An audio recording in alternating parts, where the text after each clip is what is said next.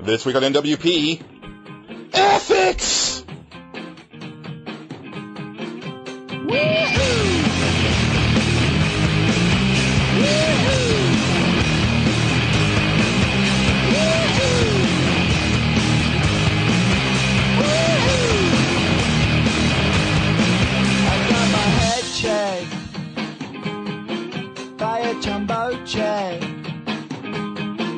It wasn't easy. Hello everyone and welcome to Nerds Without Pants, episode 29. I am Julian, and I am joined, as always, by Patrick.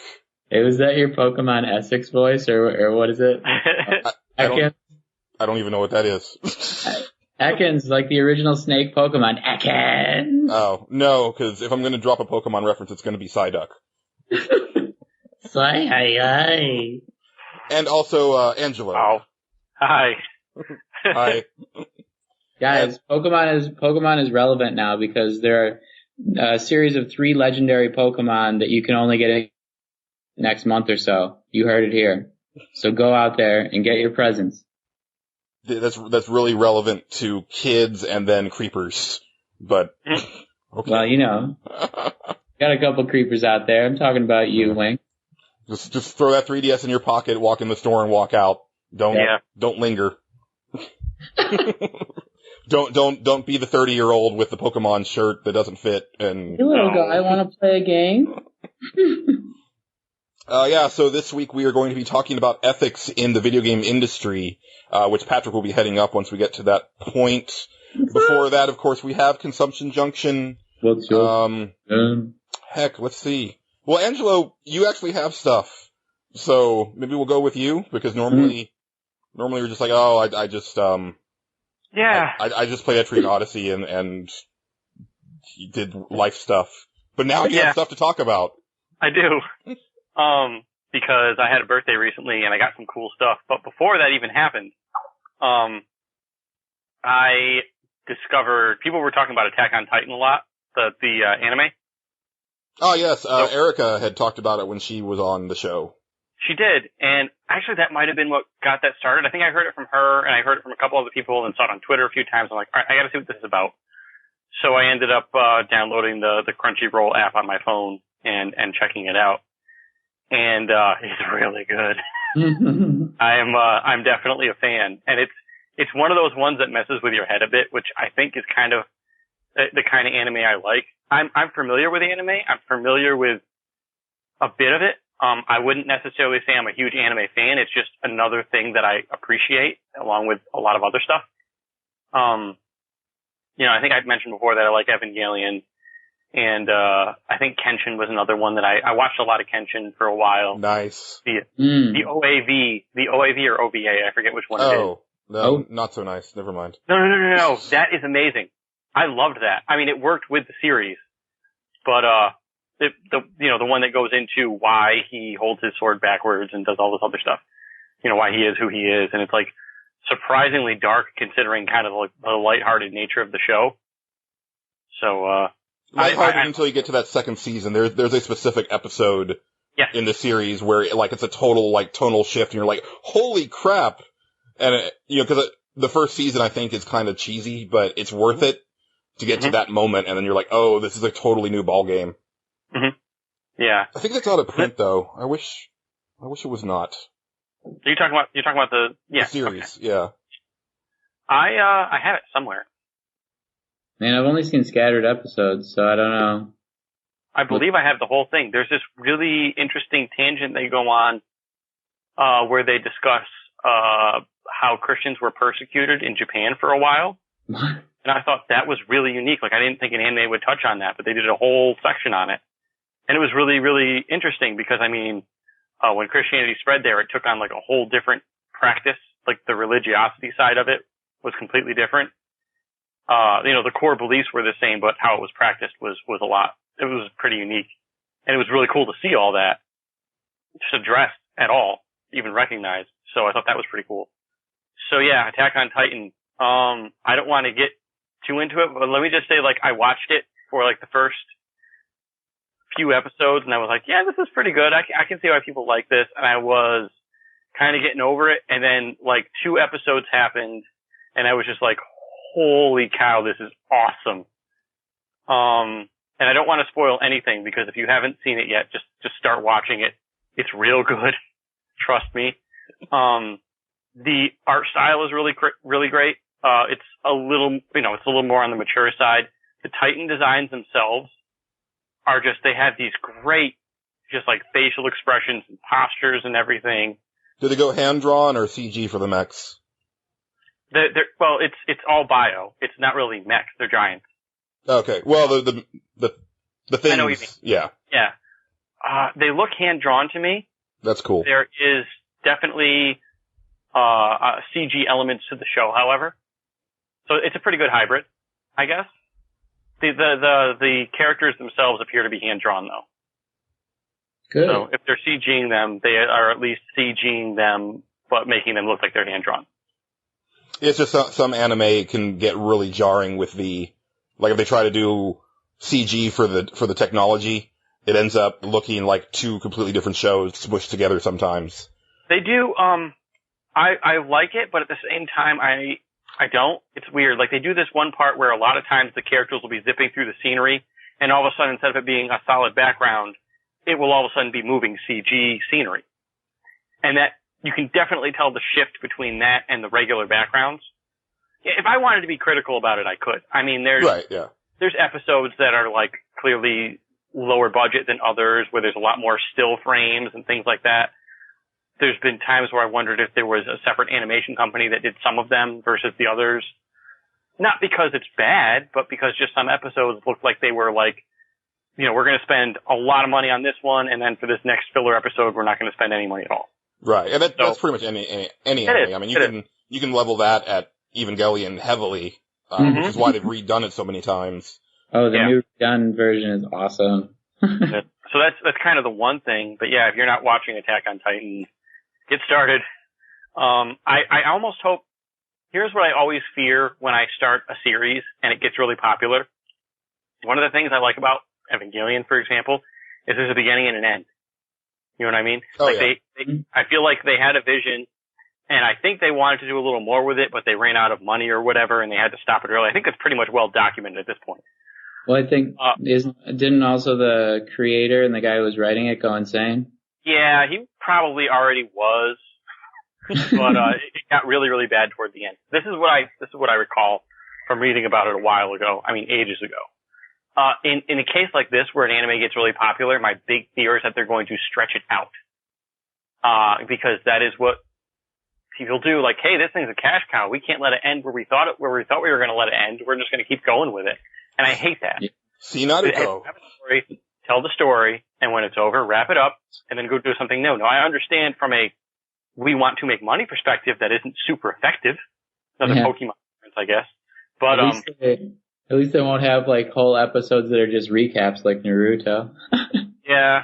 Oh, it's worse than that, because there's entire seasons that are nothing but filler because they were waiting for the manga artist and writer to come out with new stories. So I think there's a good full 2 seasons where they make no forward momentum whatsoever. And that's when I stopped watching it. I'm a little sad. I definitely caught, there were 2 episodes that really struck me as out and out filler, which makes me think they're going to stretch it out, which I really, really, really hope that they don't go that route. But, I just remember, like, the first time I ever saw Dragon Ball Z, someone was like, you have to watch Dragon Ball Z, you have to watch this. So I was in college at the time, I went over to the guy's dorm room, and it was 30 minutes of a bunch of people falling down a hole. That was the episode, and I was like, this is the dumbest thing I've ever seen in my life, and I never watched it since. But you can't watch Dragon Ball, episode to episode. You have to watch it in, like, minimum 3-hour chunks. I understand, but I just could, that's probably not a fair judgment, but I'm just saying I really hate that stuff. Oh yeah, yeah. It's almost a necessary evil, almost. It still doesn't mean I have to like it. So, yeah, so that's that. I hope they don't go off the rails with it. The other thing was, one of my birthday gifts was, well, I got 2 of them. One of them was a game that I believe, Julian, you reviewed. I hope I'm saying this right. Maiden of the Forsaken Kingdom. Oh, nice. Yeah. So I heard good things about that. I ended up getting that as a birthday gift. Very, very happy. I did everything in that game. I'm only missing 1 achievement, and that's only because, I ran out of the situations to get it. I just need to go back and play the first couple hours, and I will have every achievement on that game. Damn. Yeah, and I'm really happy with that, but what I'm most pleased with, and if you follow me on Twitter, you know, because I haven't stopped tweeting about it, was I got the boxed set of, let me see here, Yoshitaka Amano, The Sky, which is basically a lot of his artwork for Final Fantasy, 1 all the way through, as far as he worked on the series, which was up until 10. Yes. Can't lie, I'm a little bit envious. I saw it at like this comic book store while I was in New York and was like, oh no. It's the re-release, which doesn't have all the extra swag with it. Like there was a $100 and something version that had like a signed thing and an animation cell and something else, but I mean that was like stupid expensive. And I was like, I love Amano, but I can't get this. But turns out they released another one. My wife found it, picked it up for me. I got it for my birthday, and I was like thrilled to pieces with it. Yeah, so, I saw you got that on Twitter, and I was a little bit jealous.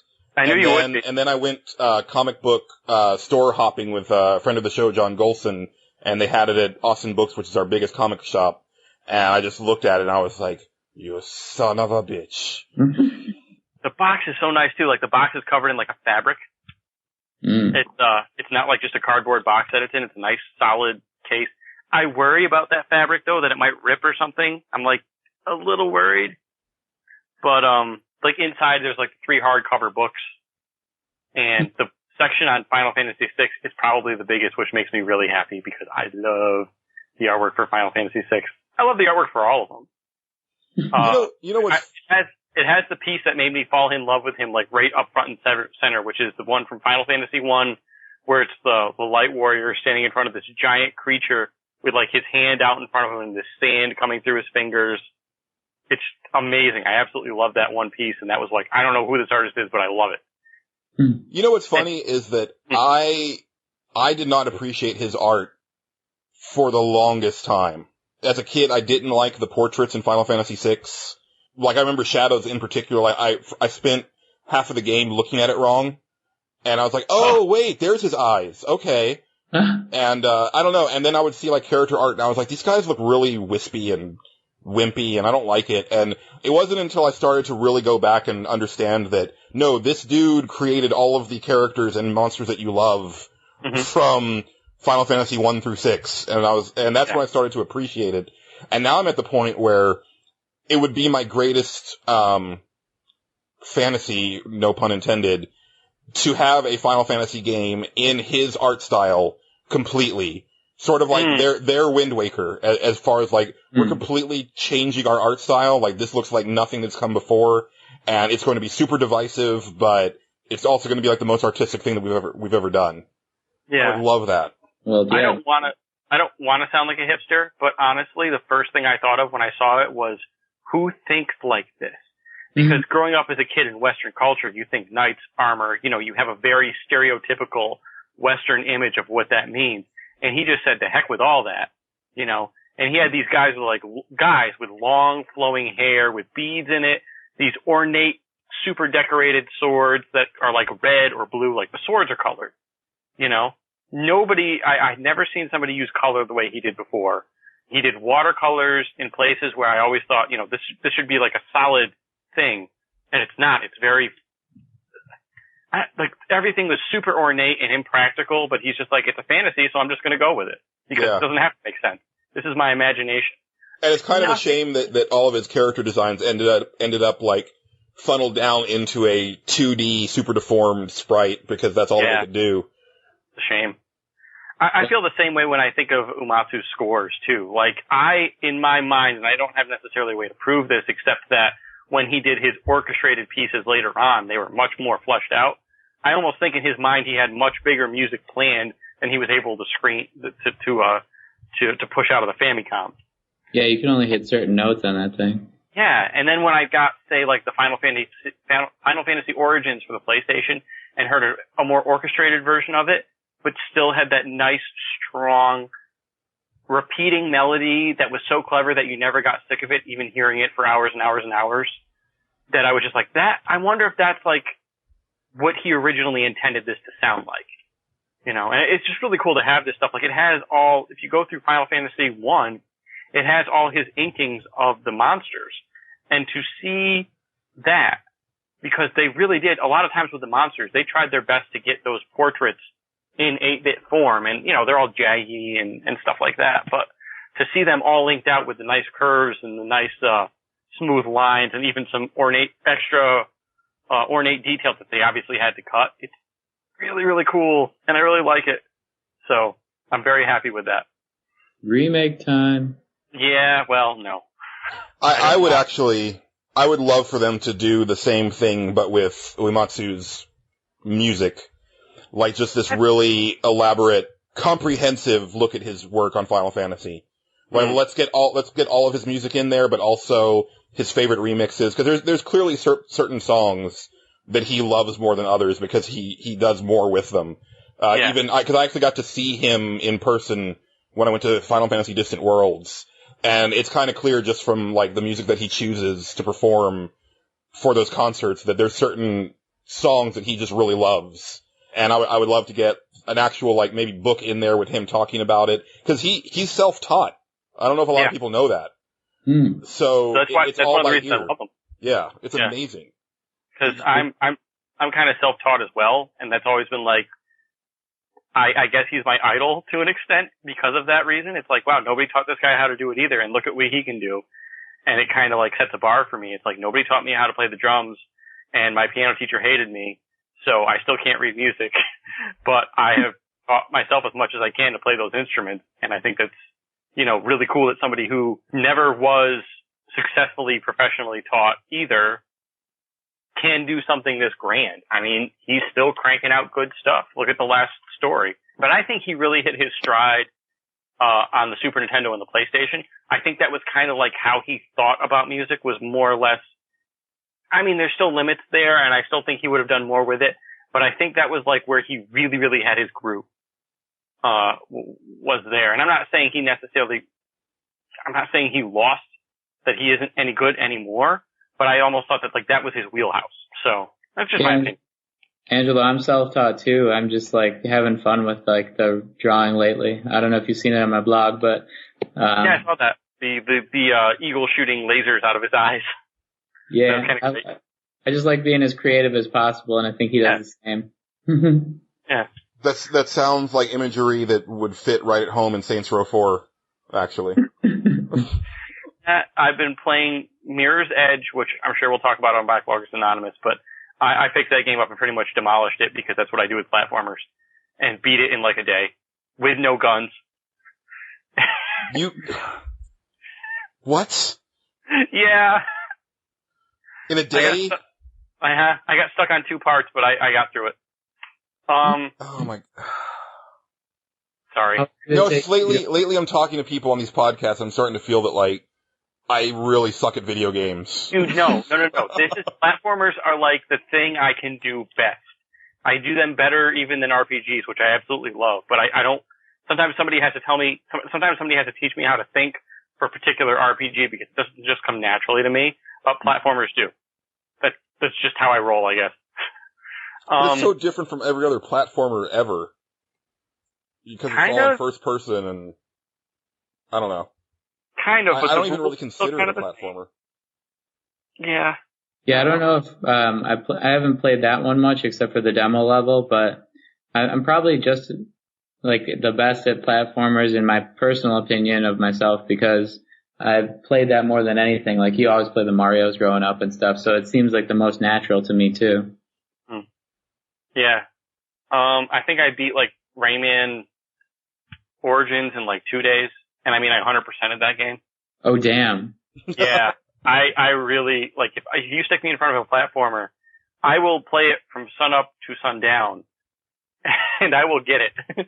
So, I mean, that's just it though. I mean, I'm not like that with any other genre of game, so.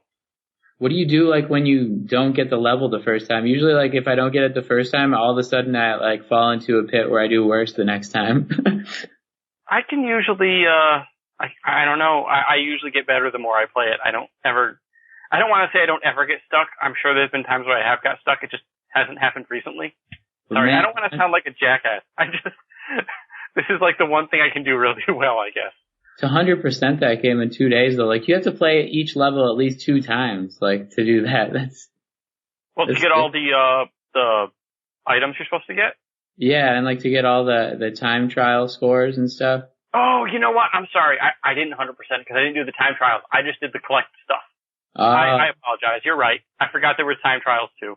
That's still pretty impressive though, because for me with platformers, I'll definitely miss a lot of stuff. Even when I'm actively seeking them out, I'll just completely miss collectibles. Some of those looms were really hidden. Like, yeah. No, I didn't have any problem finding them. I never did. I never had to look anything up online. My wife was watching me and just going, "How did you?"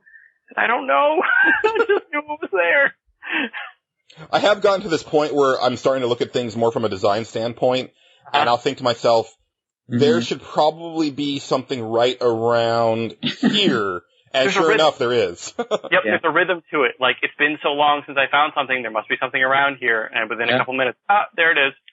And the cool thing they do now is, honestly, lives have become irrelevant to platformers, and they kind of recognize that. That was more of an 8-bit thing. So, or I guess 8 or 16-bit thing. And games like Mirror's Edge and like Rayman, they don't have lives anymore.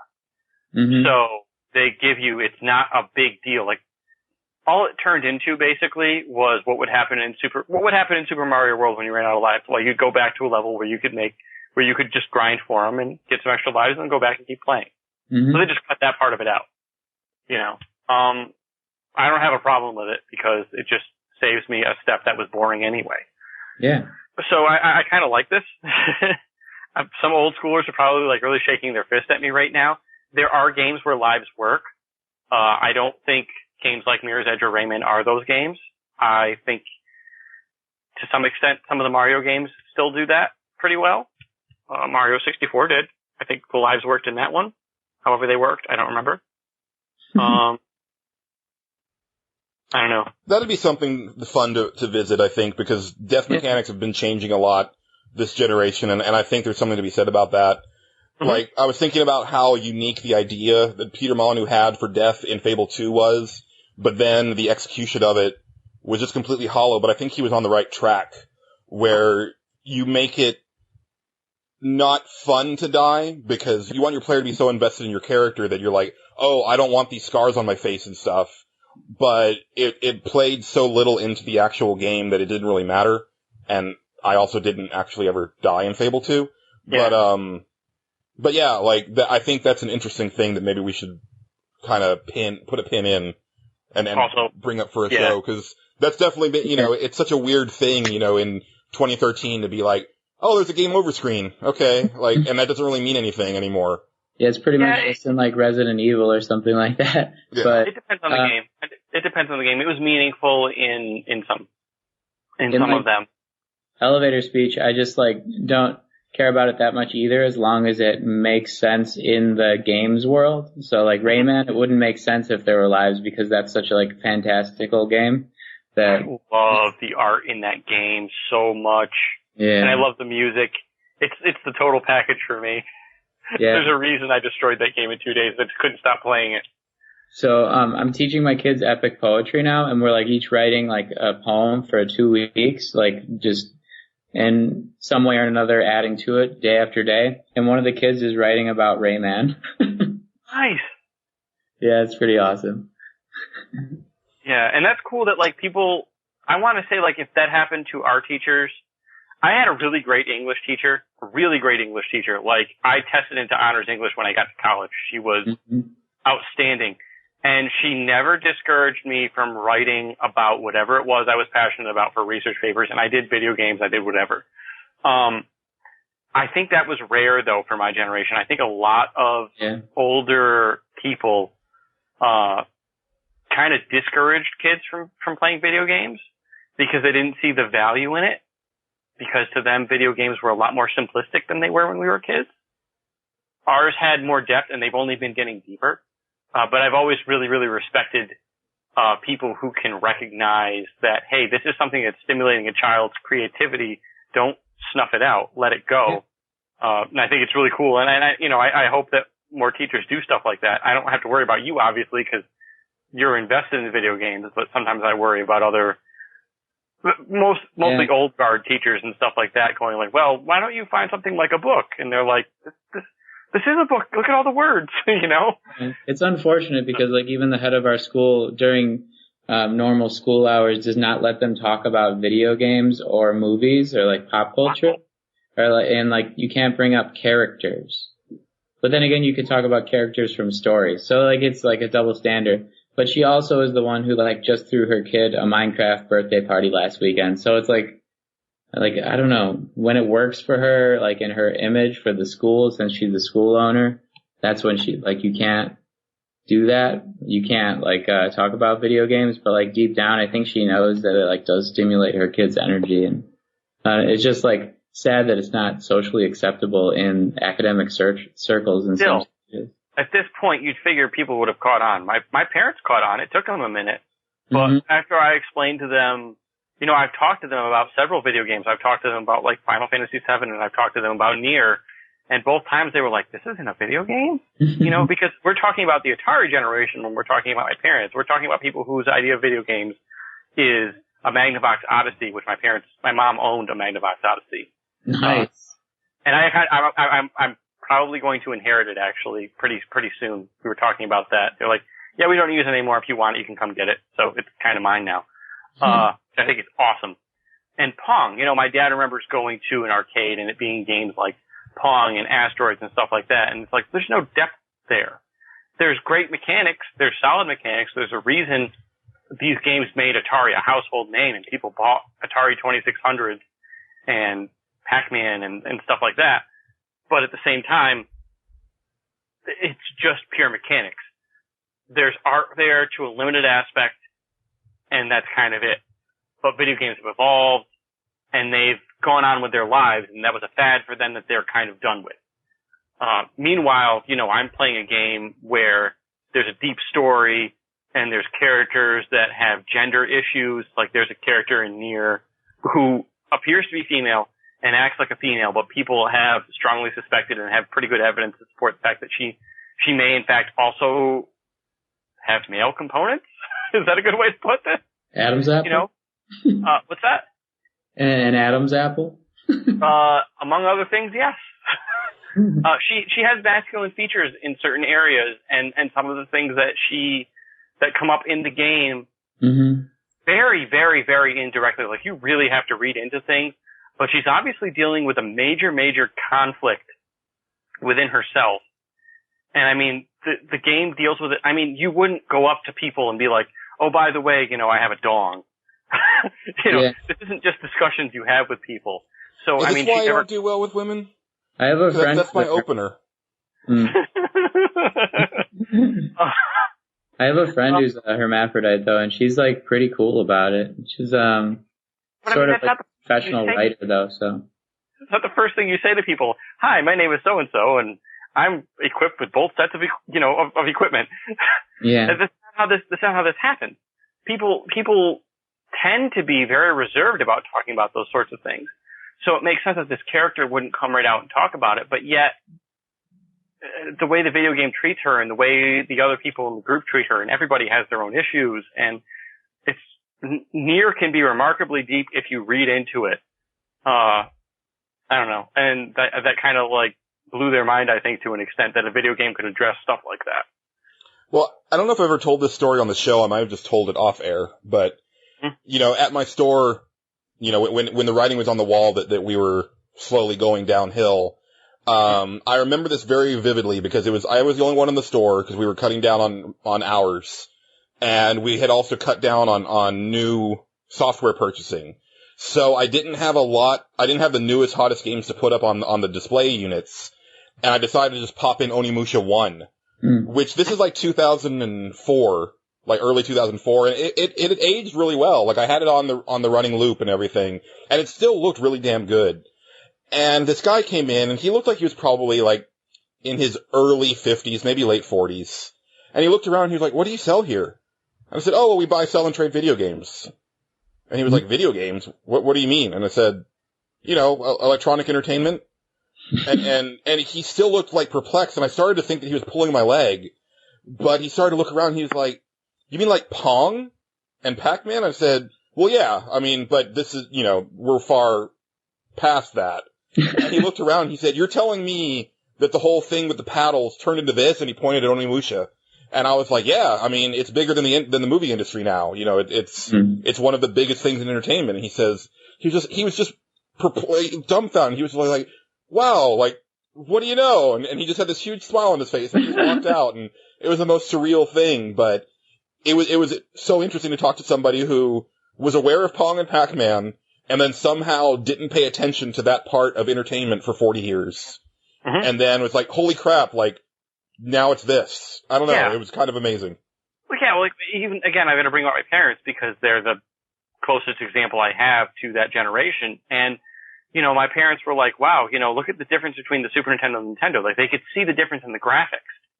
But that was all that they were, I don't want to say able to process because I know they're capable of more, but they weren't invested in it enough to really pay attention to the detail. Well, I would say even some of us at the time, it was more of this is more graphics. And that's all that we really thought about. We used to rate video games based on graphics. I don't even think very few people do that anymore unless there's an actual graphical issue. They don't really talk about the graphics so much as to say that they're serviceable or they're impressive or they're defective. You know what I mean? Like, they're not serving the game well. It's almost become a moot point because you can pick up your cell phone and play a modern game that's say like an RPG, but it's done in the 16-bit style and be like, wow, this is great on my cell phone because I can just touch the menus instead of having to go up and down, whatever. And it works great and it looks great because it's on this small screen. I mean, graphics are borderline irrelevant now because they're so flexible. Yeah, we're getting to that tipping point. We are. I honestly think that there's not a whole lot more this generation that's coming up. There's not a whole lot more room to go, but I've said this 4 times now. I said this with the original Xbox. I remember looking at the water in one of the games and being like, wow, dude, if we could just get the whole game to look as realistic as this water looks, we wouldn't have to there wouldn't be generational leaps in graphics anymore. And, sure enough, when the 360 came out after the original Xbox, the 360, it was just mind-blowing how real everything looked. And now we're talking about another generation where things are going to look even more real. And it's like, how much more real can we really get? We're already pushing the boundaries of budget. That's what I've been saying, like, since we've been podcasting, at least with Patrick, when we did an episode of Pixel Talk, I was basically saying that I can't wait for us to get to photorealism so that we can just say, okay, been there, done that, now explore. It kind of goes back to that whole thing about the Amano art for Final Fantasy. Yeah. I'd rather that than a Final Fantasy that looks like 15, where it's like, look at how real these guys look. Like, okay. Yeah. That was when we were predicting like the future and what we thought like the future should hold and be and everything, right? Yeah. Yeah. You know what the best part was about the original Final Fantasy? It wasn't the game. It was the part of the game that I made up in my head. You look at the original Final Fantasy and it is so stinking basic. You equip weapons and the only thing that changes is the little tiny sprite of the weapon that appears in your character's hand. He makes the same animation.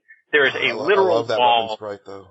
Yeah, there's a literal wall between you and your enemies. A literal wall. Like, you guys the characters appear in one window, the enemy sprites appear in another window. All the damage is handled by smaller windows that appear underneath that basically flash numbers. That's it. And that game was my favorite game as a kid because of what happened in my mind. In my mind, it wasn't, we were walking around a tap. It wasn't, a random encounter, screen flashes, numbers happen. It was my party was walking around the outskirts of a town in the forest, and we snuck up on a party of imps, and my black mage snuck up behind one of them and, electrocuted him. And you know what I mean? Like, all this stuff happened in my mind, and that was the best part of that game. And with graphical fidelity, we don't have to do that anymore, and something is lost. And maybe that's why I love Etrian Odyssey so much, because everything, again, is so basic. That dungeon map is so basic, and the graphics of the dungeon are so basic, and the animations for the enemies are so basic, and you don't even see your characters. that my mind is working that way again. And I'm like, oh, I just pulled this off and this was incredible. And my characters all chained together and pulled off this wild attack where they pulled electricity from this one attack right through all the rest of them, and it got stronger as that, something that I want to see moving forward, and it's kind of tied into graphics and stuff that I think that you need the next gen to be able to do, and it's something that I want to see more of, and that's user-created characters in a narrative-driven game. Yeah. It's something that I used to frown upon before this generation because I was like, well, I want to have a character that the artists came up with, that fits into the world. Because that's what I think what Japan does so well is that they create these really elaborate characters that are part of their world, and you couldn't imagine any other character filling that role. Mm-hmm. But then this generation, I played stuff like Fable or stuff like Mass Effect, where I still think that Mass Effect, people poo-poo it a lot, but I think that the character that you create in Mass Effect looks just as good. Well, at least the character that I created looks just as good in cutscenes as like the pre-generated model version that you see in all of the marketing. Yeah, me too. I mean, maybe that's personal preference, like if you like your artwork or if you don't. But yeah. And I think having more tools to play around with that, but I want to go deeper because I played all the way through Saints Row 4 since the last time we recorded, which was awesome. My review is on the site. It might, my list is going to look weird this year, guys, because that might be my favorite game of the year, but it's got so many problems that as far as like pixel bit voting, I'm just not going to be able to consider it because it really shows that that this generation of consoles is aging because it tries to break the 360 at every moment. And the poor little thing just can't keep up with that game. But one of the things that I loved about it so much was creating my character. I think I already mentioned a couple times on the show that I wasn't going to make my Lisbeth Salander character from Saints Row III because my Russian voice was taken out. But they had this really awesome male Cockney voice. And I was like, I'm going to make Jason Statham. And so when I popped in the game, I spent an hour Google image searching Jason Statham from every conceivable angle to get that nice, like, weirdly shaped skull that he has and kind of get his jowls just right and everything just so. And then I picked that Cockney accent and I dropped it down just enough to make it sound like it was Jason Statham. And with him being the president of the United States in this game, it made it... Saints Row 4 is the best Jason Statham movie I have ever seen. So man, I want to high five you so hard right now. So that thing when you sent it to me, and it was like I was actually for a second going, did they have Jason Statham's voice in this?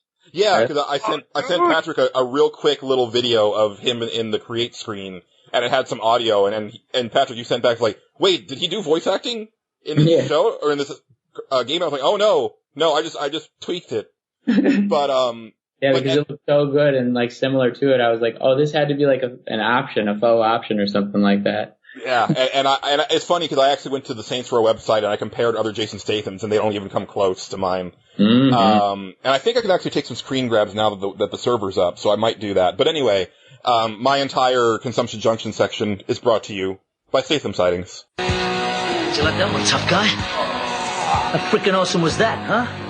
But no. Speaking of Statham sightings, though, I actually had one of my own, so we have a double Statham sighting. Oh, snap! Deal is the deal. Rule number 1. Rules are meant to be broken. Not mine. Double time, what? And he actually had hair. So, like, that bald head is just like, I don't know, last 15 years or so, because I saw John Carpenter's Ghosts on Mars, and, like, that movie was so bad that it was good. If you want a campy flick where, like, people kill each other. I've seen that. It's so it's bad. Terrible. He's terrible. Honest, and he has hair. I was like, what? Oh, yep. I've definitely seen him with hair, but, I mean, his receding hairline was very aggressive, like, even when, when he came onto the scene. But yeah, actually, I was able to get that perfect Statham buzz cut where it's got the widow's peak. You can still see the widow's peak, and then when you turn around, he's got the little bald spot on the back. It's so good. But you have so much testosterone, man. You just start losing hair because it's scared of your head. They just need that slight Irish accent so I can do Liam Neeson. Yeah, and it's funny you say that because, and Volition, like, I think they're on a gold mine here, and this is what I'm getting at, is that I would pay money for DLC voices.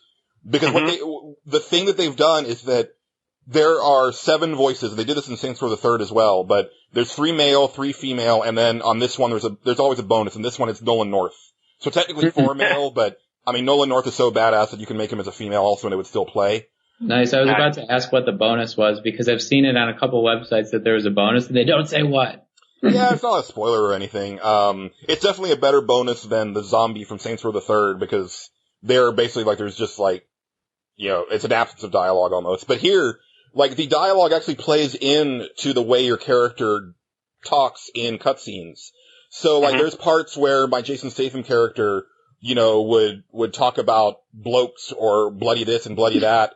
And there was even one level where I was doing kind of like a spy mission, and he's like, you know, I've got this gig, I've got the voice, I've got, you know, this and that, all I need is this. And, you know, it's like, the other voices aren't going to do that because they don't have the James Bond voice, but he's British, so he can do it.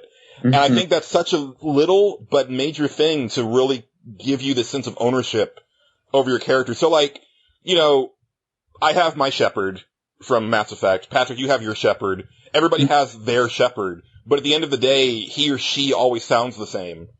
And so it's like when you see somebody else playing Mass Effect, you're like, well, that's not mine. You know, like, but it's really weird to hear that voice. But here it's like, well, you know, there might be someone with Jason Statham, but then there would be somebody else. Like, when I started the game over, I made like this really strong, like, Louisiana black girl. So she's talking about stuff that's very specific to Louisiana. I thought that was really cool. But, what was that?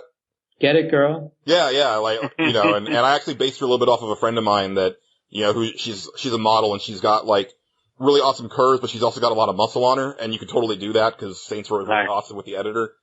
But yeah, this game is insane, and it's one of those things where, you know, I can definitely get on the bandwagon of the whole, I love to see games that do things more artistically or have something to say in their story.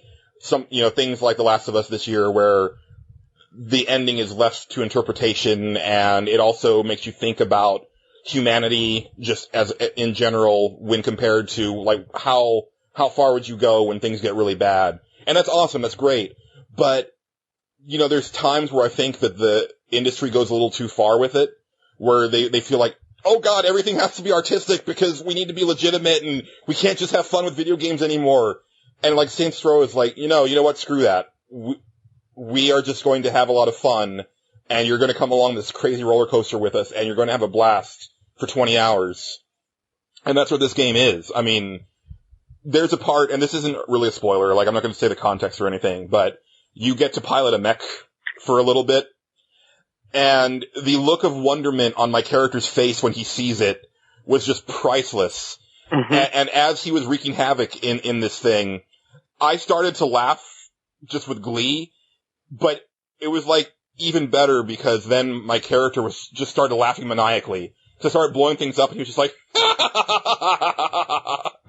and then later on he was just like, God, I love mechs.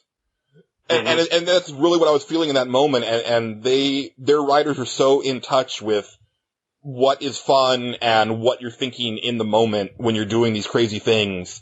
And it just made it kind of pitch perfect for me in almost every mission. And I don't know, like, literally, I have not had this much fun with a video game in, I can't even remember how long.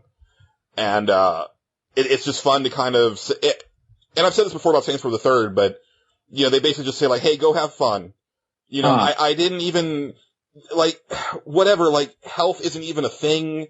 You don't even really care about ammo because you have superpowers now, and you can just like run up to people and do like super wrestling moves on them, or fire ice blasts at them, or use an alien abduction ray to, like, remove huge sections of enemies up into the heavens.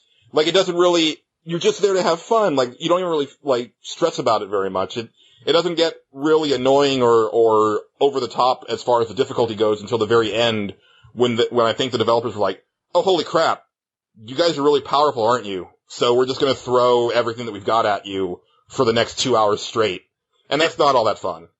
Did you get to play with anything like the, I think it's pre-order stuff, though. That's the only thing. There's like an America gun and a dubstep gun. Did you get any of those? The dubstep gun is in the game. The America gun, I have the code for, but I couldn't redeem it until the day that we're recording this because the servers just went up. So I can't wait. You can see the America gun in the white crib at the beginning of the game. It's not the White House. It's a white crib. But, you can only see it behind glass, so I can't wait to bust that out. But, the dubstep gun is pretty fantastic, but by far my favorite one was the alien abduction ray. Wait, but did you get the $1 million version of the game? No, I just heard about that last week. I just heard, I don't know what that is, but no. Dude, crazy. You know what's in there? That's what it is. It's actually a good value, though. No, it's not. Yeah, like apparently all the stuff in it is appraised to be worth like 1.25 million. You actually save like 250,000 if you want to go to the moon and also have a Lamborghini. Oh, it's going to the moon. You don't go to the moon though. You just go in space. Oh, I thought it was to the moon. No. Oh, well, still the space travel. I guess by itself was like 250,000. And the car also was 250,000. They said like that is worth at least half of it, and then I forget what the other half was. Did anybody buy that? Who would buy that? Well, there was only one of them, and I haven't heard if anybody bought it, so I don't think so. If anybody buys it, they're dumb. Or they just have to have things that there are only one of. Yeah. Mm-hmm. But it doesn't matter because the $60 game is more than worth its value. Oh yeah. I can't recommend it enough. But again, go read my review because it is busted in parts and that stuff makes me sad. Apparently on the PC it's much, much, much better, but my PC can't run Saints Row 4 in the way that I would want to run it. So I'm content with the 360 version, but, I love it so much. It's fun. Guys, it's so fun. Pure fun. Yes. I'm still going through the third one though, so. Well, and that one is also pure fun. Mm-hmm. So you were not wrong in continuing to play that game. Yeah. But there are things that I wish that I could say and I won't because that's part of the magic. Angela, I texted you one of them because I know you're really not going to play this game. Yeah. But there have been certain missions where I was so giddy and I had to tell somebody and there wasn't anybody for me to tell. So you were on the receiving end of those texts. They were, I will say I enjoyed reading those texts very much. I think I would play the game if I knew I could actually play the game. The problem with games like those sandbox ones is they're really hard to get into when you have kids in the house. Yeah. So I just really can't, but I probably would if it was a different situation. It's just not. I just kind of put it on hold because Grand Theft Auto 5 is approaching so quickly and I could just get something else out of the way that's not similar to it. And like after seeing the new gameplay trailer for Grand Theft Auto 5, I'm like, oh my god, I need all my energy for this because it's the best sandbox game ever. See, and that's why I'm so glad that I played Saints Row because I think that they are so night and day. Yeah. That it literally is like, here's the fun game and here's the artistic game. Mm-hmm. And part of me is like, you know what? I kind of am glad that I played the fun game because I don't know if I necessarily need the artistic game now. Because it gave me everything that I love from open world games, but it was also distilled down into this 20-hour game. Because 20 hours and I did everything. I did every single side mission in that game. Where, Grand Theft Auto 4, I think I spent like 45 hours in there and I barely scratched the surface. Yeah. The game took like over 30 hours for some people. Yeah, I think there was an achievement if you beat it under 30 or something called like New York Minute. Yeah. Did you see like you could parachute from anywhere and like base jump? Oh my god, I want to do that in real life. But when I tried to, they said you had, like in Switzerland, they said you had to like practice with a professional for 3 months before they would allow me to do it. Yeah. Yeah, so see, I'm conflicted because I totally want to get into like a helicopter in GTA 5, parachute out and then dive into the ocean. But I still feel that that's going to pale in comparison to me running up the side of a skyscraper and then jumping off of the roof and landing with the force of a small nuclear explosion that takes out an entire city block. That's That sounds fantastic. kind of like Infamous too. Oh, it blows Infamous away as far as like, Nice. the actual power fantasy of being a superhero and having these traversal abilities. Like, you can get across the city in a matter of a couple minutes, and there's really nothing getting in your way. Like, you get to the point where, you remember that scene in Matrix Reloaded where Neo goes to save Trinity, but in doing so he murders about, 50,000 people in the city because he flies so fast that he causes this whirlwind behind him that, like, causes untold destruction? You can do that in Saints Row 4. Nice. You're not flying, but you're running, and it's like, it also makes me really, I'm jonesing for a game based on the Flash, for next gen, because, so good. Just make Flashpoint the game. You already made the anime and the book, like, seriously. But I know myself, and I don't think that I would be able to play both really quickly. Like, I think I would burn out on one genre. I have like ADD, so I have to like have something new all the time, which is why I've been playing Shin Megami Tensei IV. I sunk like 7 hours into it, like, for over the past 2 weeks, and I still have only gotten basically to the end of the first dungeon, because you have to go through it like 4 different times. Yeah, that game is super hardcore. Yeah, there's like 4 different bosses in it that like are all really hard at the time that you first get to them, and you have to like 4 different times and like use your demons and stuff, and like I just got the first like special demon, and so I was like, oh, I can go up to this Minotaur like no doubt easily. And by the way, the Minotaur is just like an amazing sprite. Love it, because like its mouth is actually like a human skull. Oh. But yeah, the art in that game is I got ruled. I think I got ruled anyway. The guy, like, he gets like 4 hits on you. It's like, what? I wasn't expecting this. Yep. Anyway. That game is pretty much just going to wreck your face over and over again. Why did you get sexual? I really only die when I get to the bosses or something, because they're like overpowered compared to like the guys I've been facing. So I feel like once I can beat like, the main characters, usually I should be able to, or like beat them a few times in a row without taking damage. I should be able to beat the boss, but it's not like that in this game. Nope. Yeah. I haven't played too much of it, but I know what kind of game it is, and I know it's out to kill you. Yeah, but like in the process, it tells a great story and has characters and mechanics, so like it's so worth it. Yep, I love Atlas games. Definitely. The only one I didn't really like that much was the one I had to review for the site, like Assista, but like that was still like 3.5 stars. Yeah, that's like their baseline. Alrighty. Woo! No one wants to say bad things about Atlas. No. I've got good things. Well, I played Dragon's Crown for like 20 minutes, and I liked that 20 minutes. I just haven't had time to go back. But, and then going back to, what we've been talking about as far as just games being artistic, that is a game where you're not looking at polygons or sprites, you're looking at an artist's vision come to life. And you may disagree with his artistic vision, but you can't disagree with how, faithfully it's recreated in video game form. And that's really amazing. I think there's a great discussion to be had about that artistic vision, and I don't mind having that discussion. I seriously just literally hours ago put a feature up on Pixelbit about it. But, I really, really wish we could have this discussion, and I don't think we can because people don't know how to have it in a mature fashion.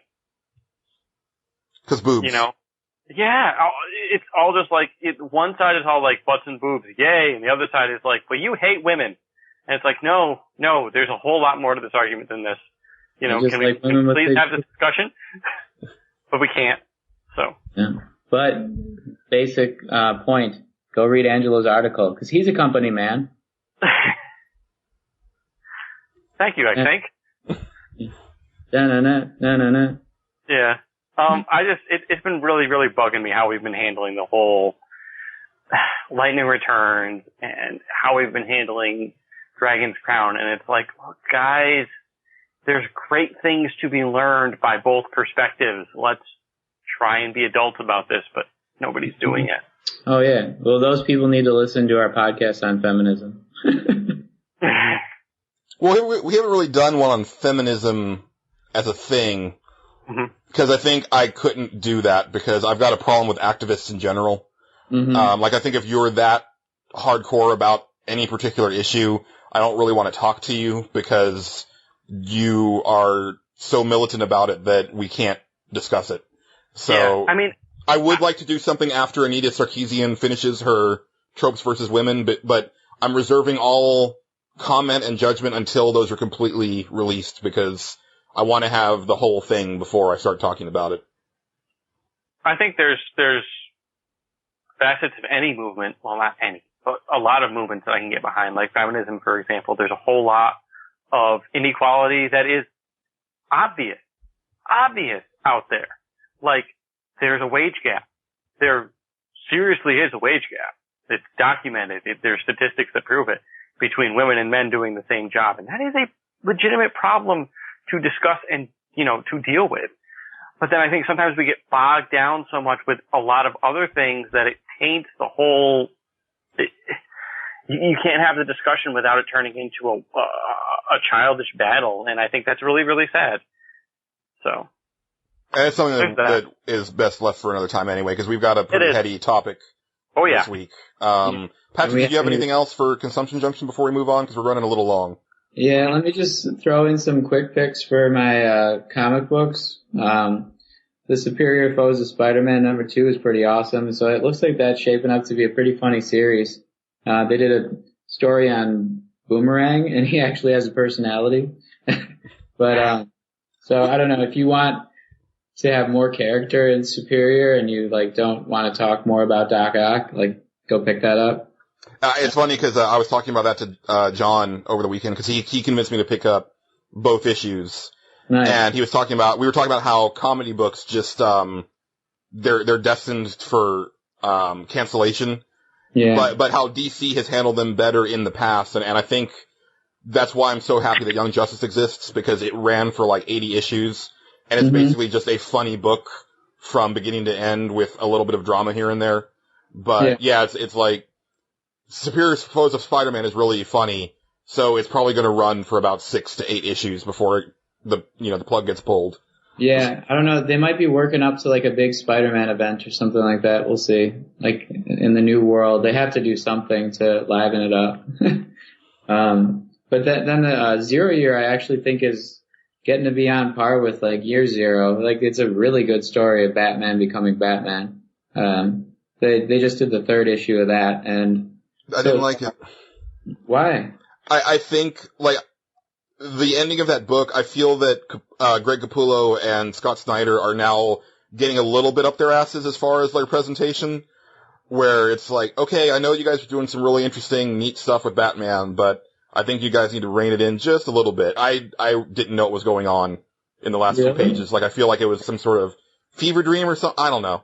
Just the way it was presented, I was like, all right, you're now playing just to the people who are like, oh no, man, this guy writing Batman is transcending comics, and it's okay, but I came here to read a comic book.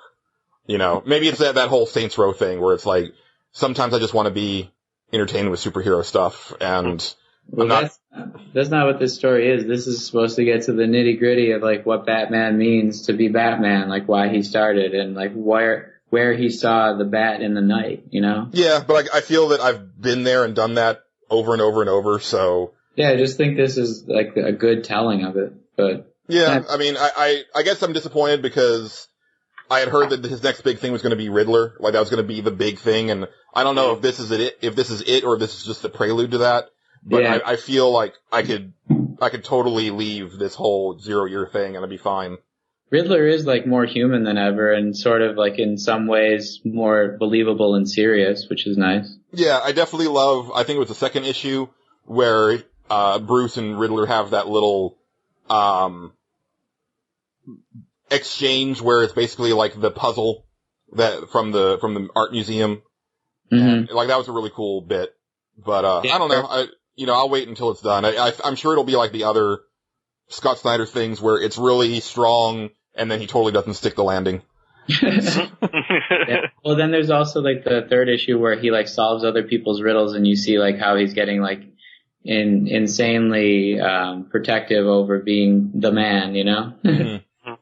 But just quickly, Doomsday .1, I've been reading since issue 1. It's like now past issue 4, and issue 4 was like the payoff for me. Like, so now I'm like saying, wait till they all come out and get Doomsday .1 for like a sort of realistic story of like what the apocalypse could be. And I don't know, it's, you know, not like the zombie apocalypse, but just like a nuclear one or something. And finally, I guess I'm in the minority here, but like I think The Movement's a really good story, especially number 4, because it like gives you origin stories for a bunch of new superheroes named like Virtue, Tremor, Burden, and like Roshana.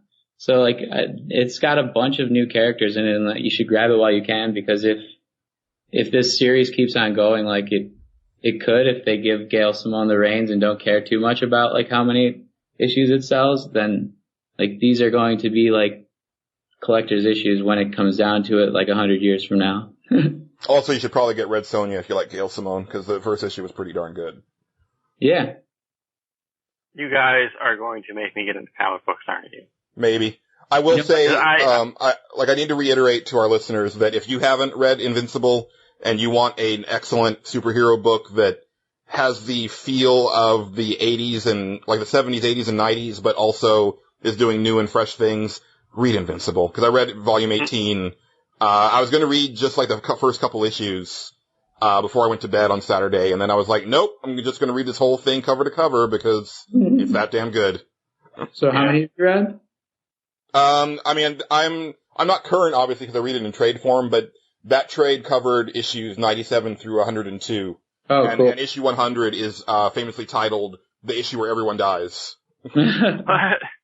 Yeah, well, I'm only on like issue 53, so like you can't spoil on here. Oh, no, I wouldn't. But Invincible consistently is my favorite comic book. I just forget about it because I read it in trade form. So I'm not picking it up week to week, but when I read it, I'm like, oh, that was what I needed.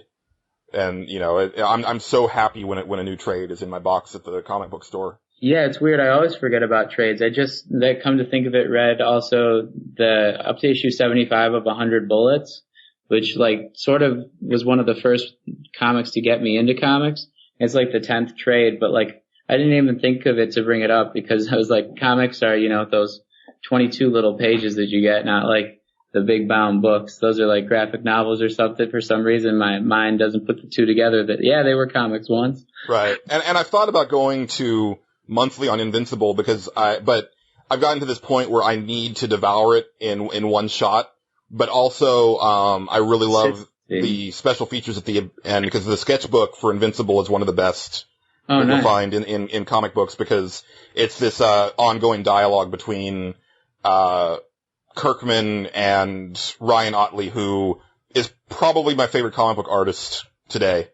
And the fact that he stayed with this book since, issue 18 is just amazing. Like, people don't do that anymore, where you have the same writer and the same artist on a book for years. Yeah, Walking Dead did that for a while, right?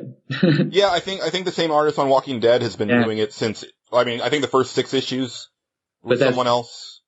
Yeah, that's both Kirkman, right? So yeah, it's like, must be his thing, you know? Yeah. And that's definitely why I loved Young Justice so much also, was because it was Peter David and Todd Knock for that entire run, with a couple guest artists here and there. And that's just a wonderful thing when you can get it. That's why I'm having so much fun rereading, my Essential X-Men stuff, because there's something magical about Chris Claremont and John Byrne on X-Men. So. That's great. Between Patrick talking about that crazy mermaid comic last week and you bringing up the Riddler, because I don't know, I've always wanted to see a good take on the Riddler because I just keep missing them. I know there's a good character in there, but I can never quite seem to find a place where it's really fleshed out well. Well, I kind of really want to. It kind of hasn't, though. That's what I found out when I started reading the actual comics, is that in the comic books, Riddler has always been a joke. Yeah. He is Z-list in Batman's Rogues Gallery. To the point that other villains make fun of him. And so it's just been recently, I think, with like the Arkham City, the Arkham games, and also what Scott Snyder is wanting to do now with the character, that you're getting, like, a chance to see what the Riddler can really do, because he's always been kind of a has-been. Mm-hmm. And there's memes on the internet going like, but Riddler, you're leading him right to where you want him not to be. Yeah. I mean, even when I was playing Arkham Asylum, he was kind of a joke, like in the way the whole thing fell apart. Like, he thinks he's so smart, but he's really an idiot. And that just kind of seems to be like the poor guy's gag. But I'm like, there's something in there. Like, you always feel like you're just on the cusp of getting a really deep and impactful character out of this guy, and it just never happens. And I would love to see that actually happen just once, because I really feel like there's a lot of potential there.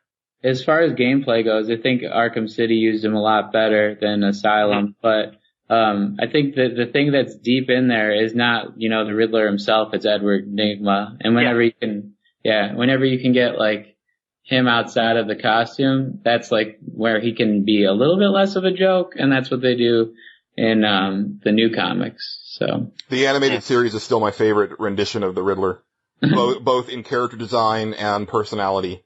Yeah, I used to fantasize about Hugo Weaving playing the Riddler, like exactly as he was in the animated series, like the bowler cap, the really nice suit with the tie with the question mark on it, and the really subdued, intelligent cadence to his voice. Man, that'll never happen. I thought Hugo Weaving would be like the new Doctor Who. That was like my guess, but no, he's too big, I guess. Yeah, they tend to go with people that you don't really know too well for the Doctor.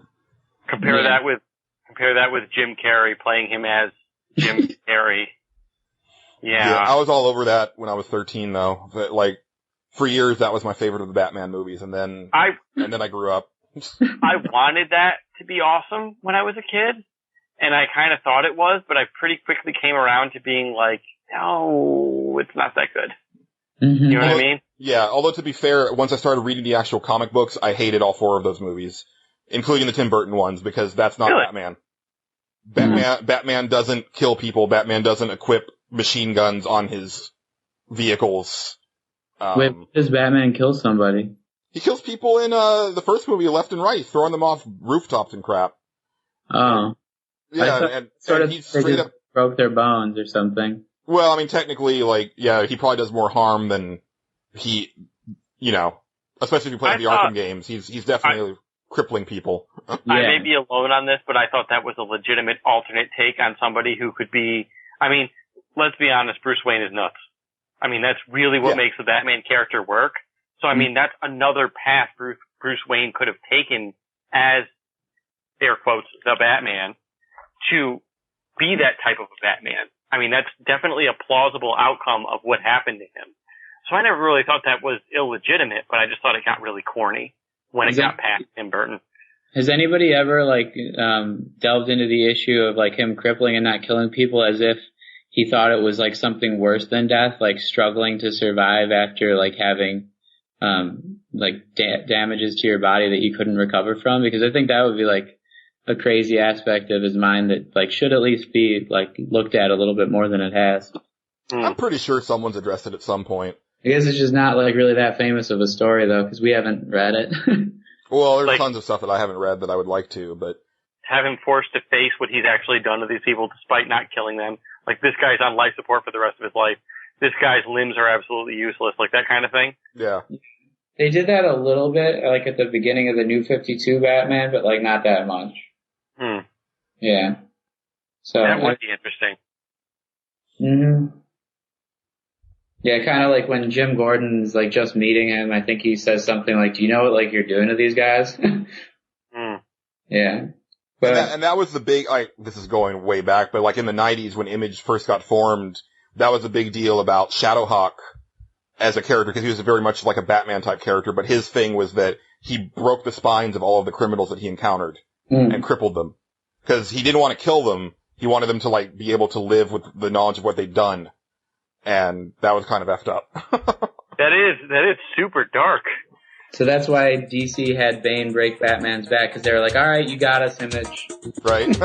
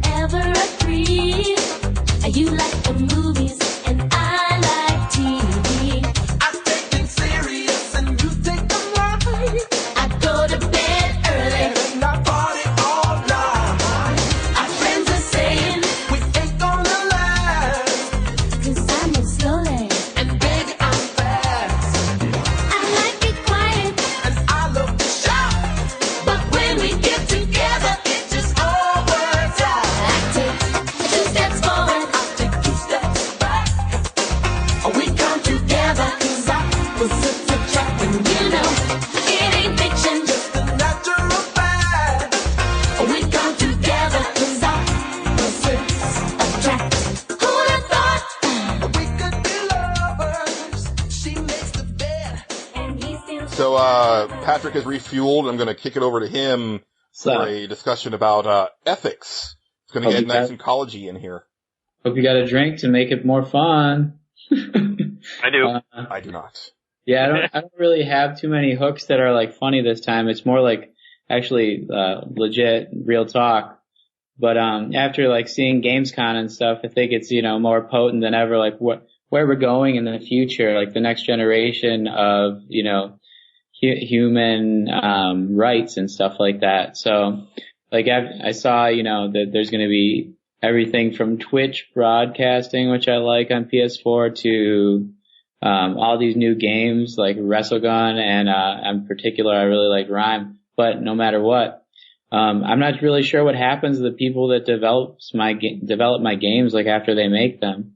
And I know we probably touched it on it a little bit, but like I wanted to define like what ethics should be for video game companies, because I don't really think there's like a manifesto, and they're like digital rights management and like different laws in government. I think there should be like general guidelines that the companies should adhere to make like people's developing lives easier, because this is like a hard stuff to do, especially when you like don't have your job after the game comes out or something like that. And like DLC can help with that and everything, but like we'll get to that. Anyway, first I wanted to start by like talking about ethical games and define ethics and why there should be a rubric for game companies. Like for me, I think the principles of conduct governing an individual or group is ethics. It's just sort of like a guiding philosophy for what you have to do. But some people think it's like moral judgment. Mm-hmm. That's not how I think ethics should be seen, but like it more like based how someone should follow a rule or break it from the expected. So it really, I just think of like ethics as like a social norm, and I just wanted to make sure we're all on the same track. Is that your guys' definition? If that's the way you want to take it, I don't have a problem with it. I think the definition of ethics is kind of switches between the two depending on what the context is. But we're talking about a business, so I don't think it's necessary to discuss anything on a moral judgment type of level, because we're talking about, dollars and cents and how to treat individuals. There's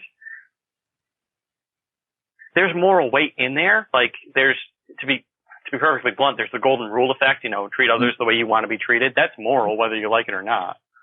But, I think for the most part, I don't have any problem with going with that definition in this context.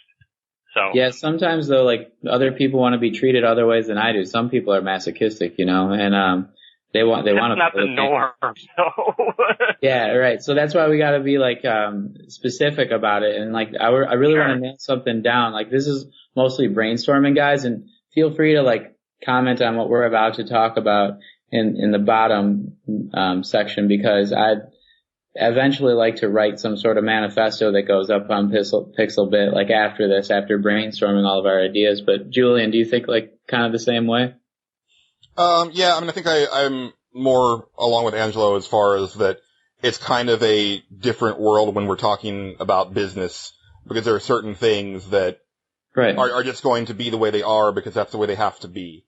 And sometimes that sucks for the people involved, but it's kind of like, it's kind of how Vince McMahon says things, where he says, I'm sorry, it's just business, when he lets somebody go. And there have been times over the years when he's done some really crappy things to wrestlers, but he's never done it from a point of, I really hate this guy and I want to ruin his life. It's always been about the bottom line. And, at the end of the day, it's like, even the people who have been screwed by him have realized that, oh, well, you know what? Yeah, it was just business. And they've come back and worked with him again. You would have, there was a time when the idea of Hulk Hogan shaking hands and doing a contract with Vince McMahon would have been unheard of, but then it was just business, and they worked together and they had a really good run again, and then they went their separate ways again.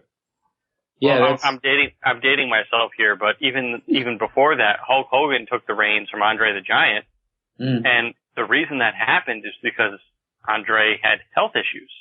You know what I mean? And I mean, if you think about that, gosh, this is going to sound like totally morbid. Dude was dying. you know, and Vince McMahon was like, well, you got to throw the match then to Hulk so he can be the new heavyweight world champion, and, you know, we can take the spotlight off of you, and you can just sort of bow out. And when you look at it that way, it's really gross, but how else are you going to do it? Yeah, I mean, that particular industry is one where the commodity is the bodies of the performers, and once their bodies can no longer perform, they can no longer do business. So, you know, then they go out to pasture, basically. It's tough, but like our business is so big now, like the video game business, that like there could be a severance package that we could all agree upon. Like it doesn't have to be just like cut off the umbilical cord completely and then you're out of the womb. Like, like I don't know what Andre the Giant got when he was about to die, but like hopefully the WCW had some sort of like hospital package that they helped him with. No. Right? Not in the wrestling business. There's nothing like that. That's probably a bad one for me to bring up because as far as business ethics go, like there's definitely the wrestling industry is probably one of the shadiest places because basically it's if you can't do business for me anymore, then I have no more use for you and you can go away. So yeah, like, and of course they can't get insured because they put their bodies on the line 250 days a year. So yeah, your insurance is like through the roof. I have a friend who is like in the carnival industry and he does like walking on nails and like fire breathing and like putting swords in his mouth. And he barely can actually get insurance and he has to like tell them like literally everything that he does to make sure that they're okay with it. Right. But I don't know if that really goes into the moral ground either, because is it immoral to just cut somebody off after they're not able to help you, or is that just depends on your definition of moral? I mean, whose perspective are you looking from? In my mind, as humans, we kind of almost want to identify with the underdog. Like we want to look at the guy who's getting the short end of the stick and go, wow, you know, this really sucks for you. How could they do this for you? But at the same time, the other guy has to maintain a profit margin. And he has to maintain a business, and he has to supply and feed how many other employees. I mean, you're opening a can of worms just even debating the philosophy behind what we're going to discuss. So.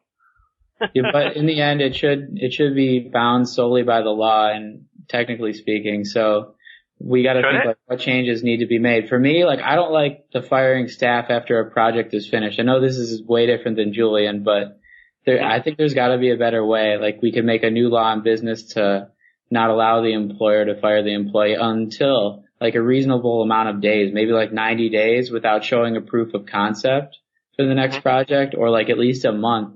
Because like I know artists can get something together in a month and show them like a little downloadable title that they could like publish quickly. And now with self-publishing in the PS4 era, it would be easier than ever if like they were subsidized by these bigger companies. Like if no project is available, don't you think like the employees can collaborate on their own downloadable projects? Well, and see, here's my sticking point with that, and I think it's something that a lot of people misunderstand when these news stories come out about people getting laid off after a project is completed, is the fact that by and large, the people that are getting laid off aren't actually employees of the company. They're contract hires, and they were hired to do a job, and they've done their job, and that's the understood arrangement. You know, you have these things where the way that things work with these big AAA titles in particular is you have like your core staff come up with the design document, and then you have your prototyping phase with like a larger subset of the staff. And then once things get approved and they start to realize that, okay, yeah, this is something that's viable that we want to go full bore on, then they start staffing up. And they may hire a bunch of new people that are part of the staff, you know, that are employed by EA or by, you know, any of those big companies. But they're also going to bring in a lot of contract labor that are there until they're done. And those are usually the people that are let go because that's just the nature of the beast. That's what they are.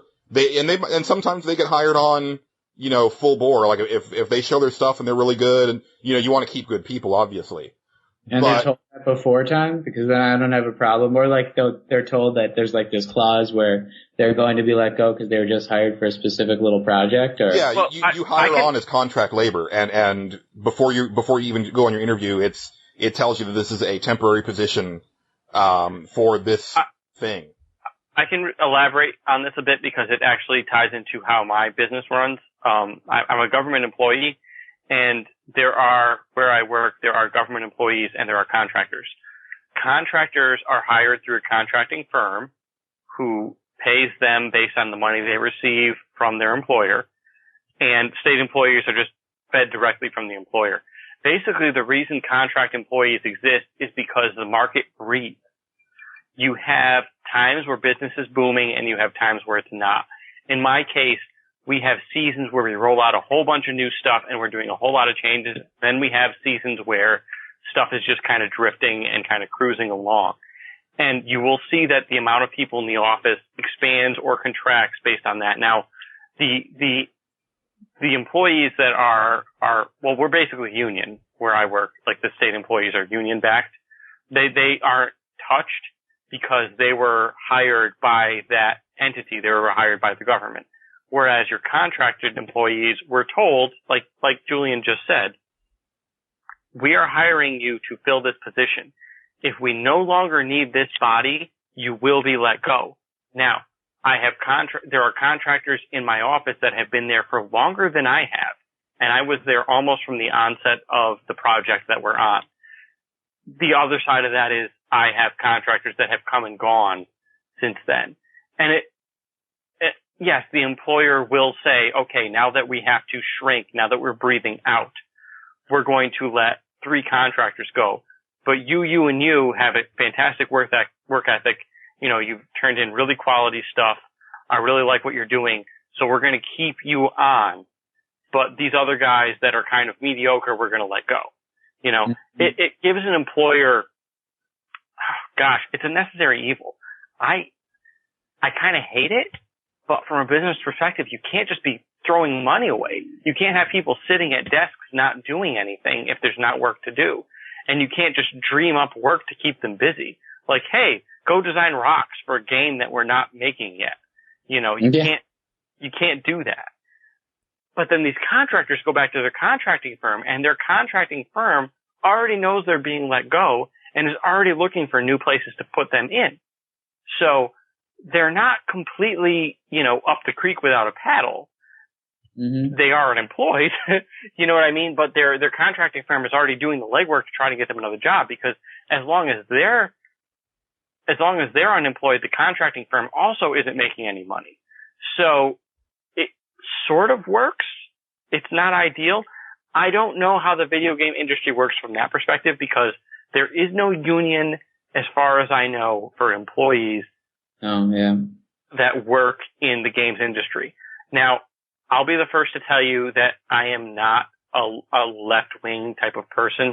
I am not necessarily a huge pro-union guy, but it does have its benefits. This is one of them. When you have a union, you have industry standards. When you don't have unions, you don't. The other side of that is unions tend to abuse their privilege. So there's always like, you know, the expression goes, everything in moderation. The video game industry, I think, is almost suffering from the fact that there isn't a union in existence at all in the video games industry. Would one come about? Maybe you'd see some of these ethical changes come along. I don't know. We're really getting deep in this now. But those are kind of my thoughts on the topic.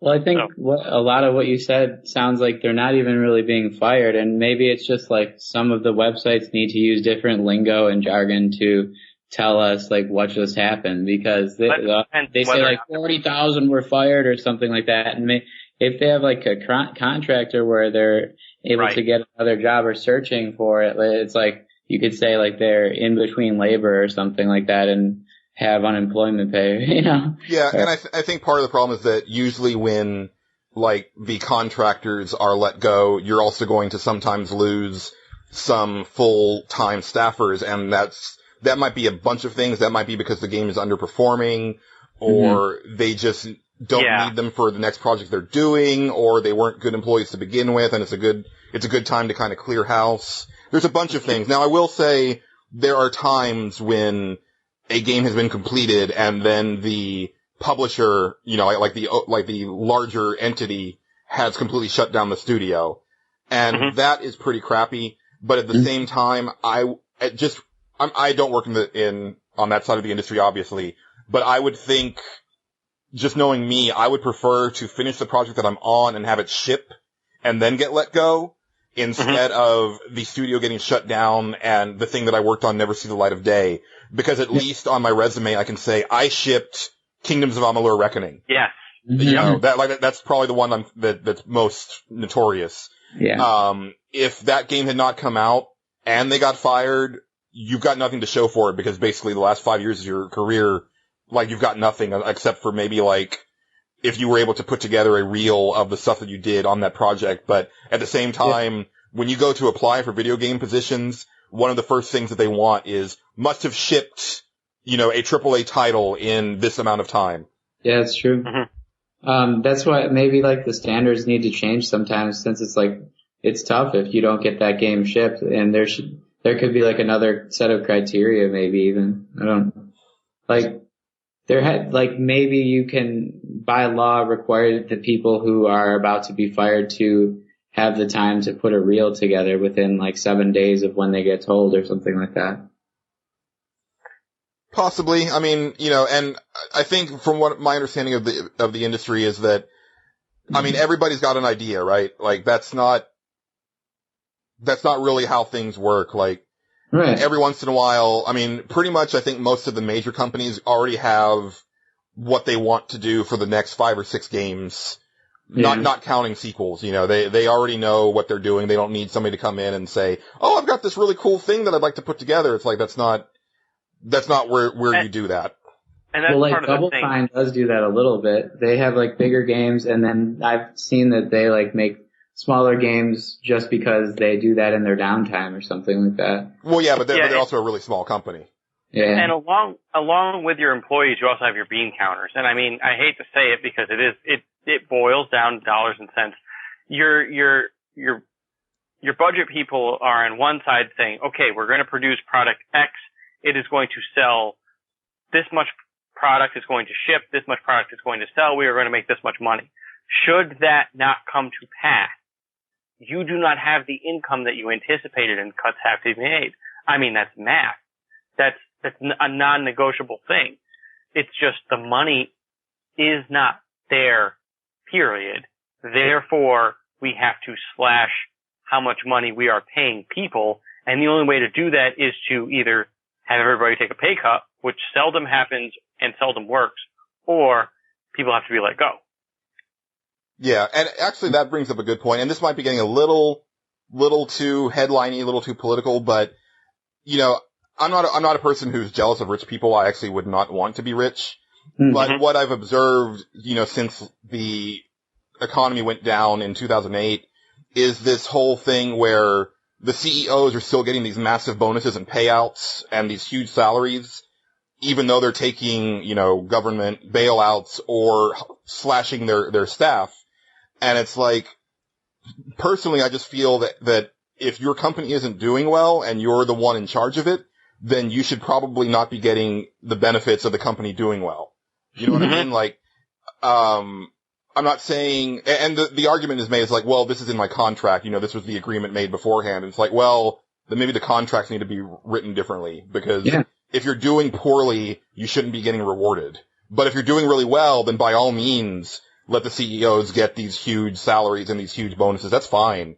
But, if you're making a stink of it, then maybe your bottom line should reflect that in your actual take-home pay. You're right. I don't like that either. I don't like the whole idea of government bailouts, but we're really digressing now. Yeah, I was thinking sometimes the take-home pay for employees at larger companies could happen if you allowed those larger companies to be on Kickstarter or something like that, or a similar version of it.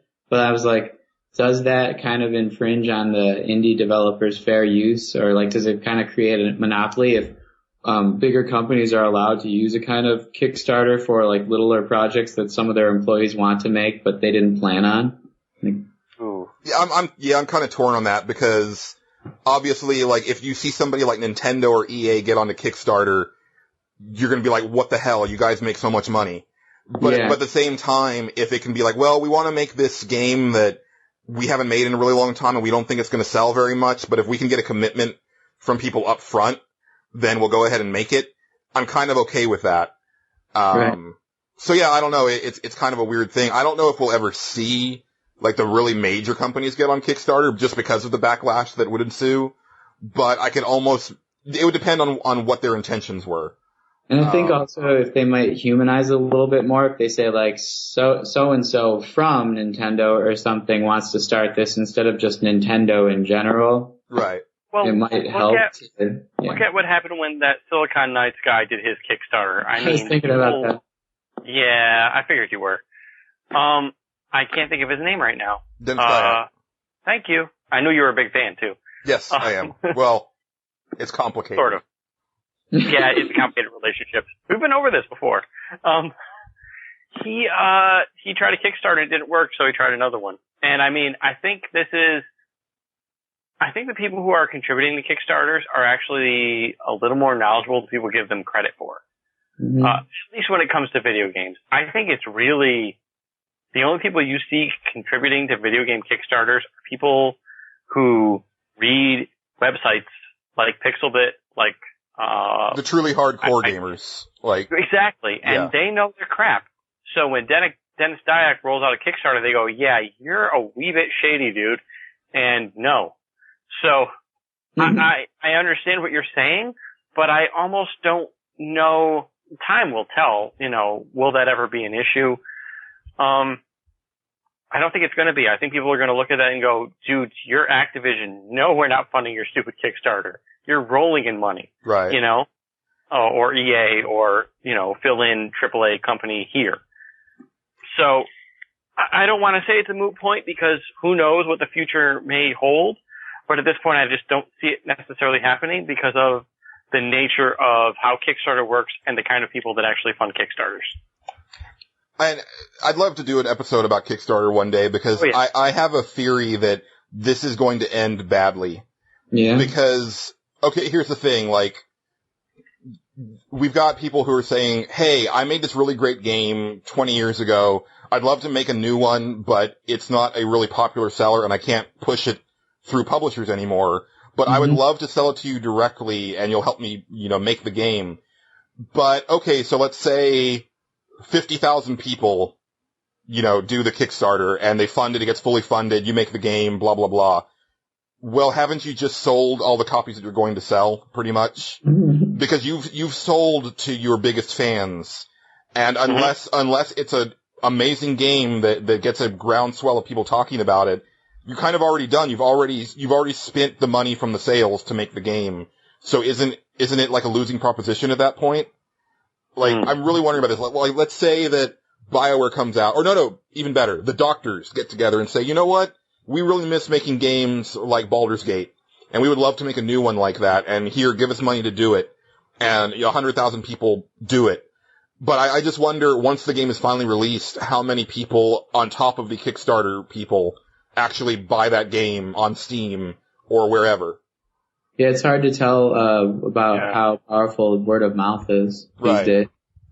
And really, the only thing that we have to go on so far is FTL, which actually has done really well. But I don't know how well, like how many copies it sold on top of the people that kickstarted it, because I didn't even know that was a Kickstarter game until the game was released.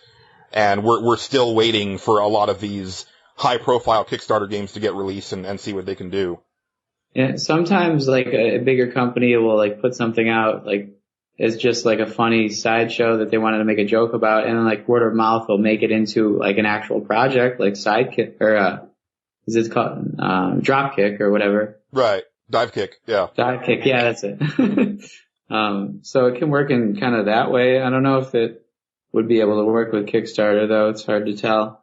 But you're right about, Angelo, it being shady if bigger companies go onto Kickstarter and do that, unless you unless we figure out a specific way that they could be able to do that, without seeing so shady and more humanizing it. But it made me think about like the antitrust laws and like should they be able to with like fair use and everything, but not only in the game developing part of it, also in journalism sites. In some ways, journalism sites have monopolies because they are able to mask their advertising. I think like some famous websites like GameSpot, I think, are funded by companies like Microsoft, where they get they pay money so that like some reviews are higher than other reviews, and it's hard to see. But then like that advertising allows them to be all over Google and all over other websites and like get clicks and stuff like that. And like, do you think there should be like any sort of like law made about that? Like that they shouldn't be able to do that, or should they be able to? Like, well, I kind of want to pump the brakes on part of that thinking because there's a couple things. I really hate the term game journalism because I don't think that such a thing exists. It's people writing about a hobby. And in order to write about that hobby, they are beholden to the publishers to get the information to write about that hobby. So you can't, like, it's hard to be 100% objective about stuff when you're friends with the people that are making the games.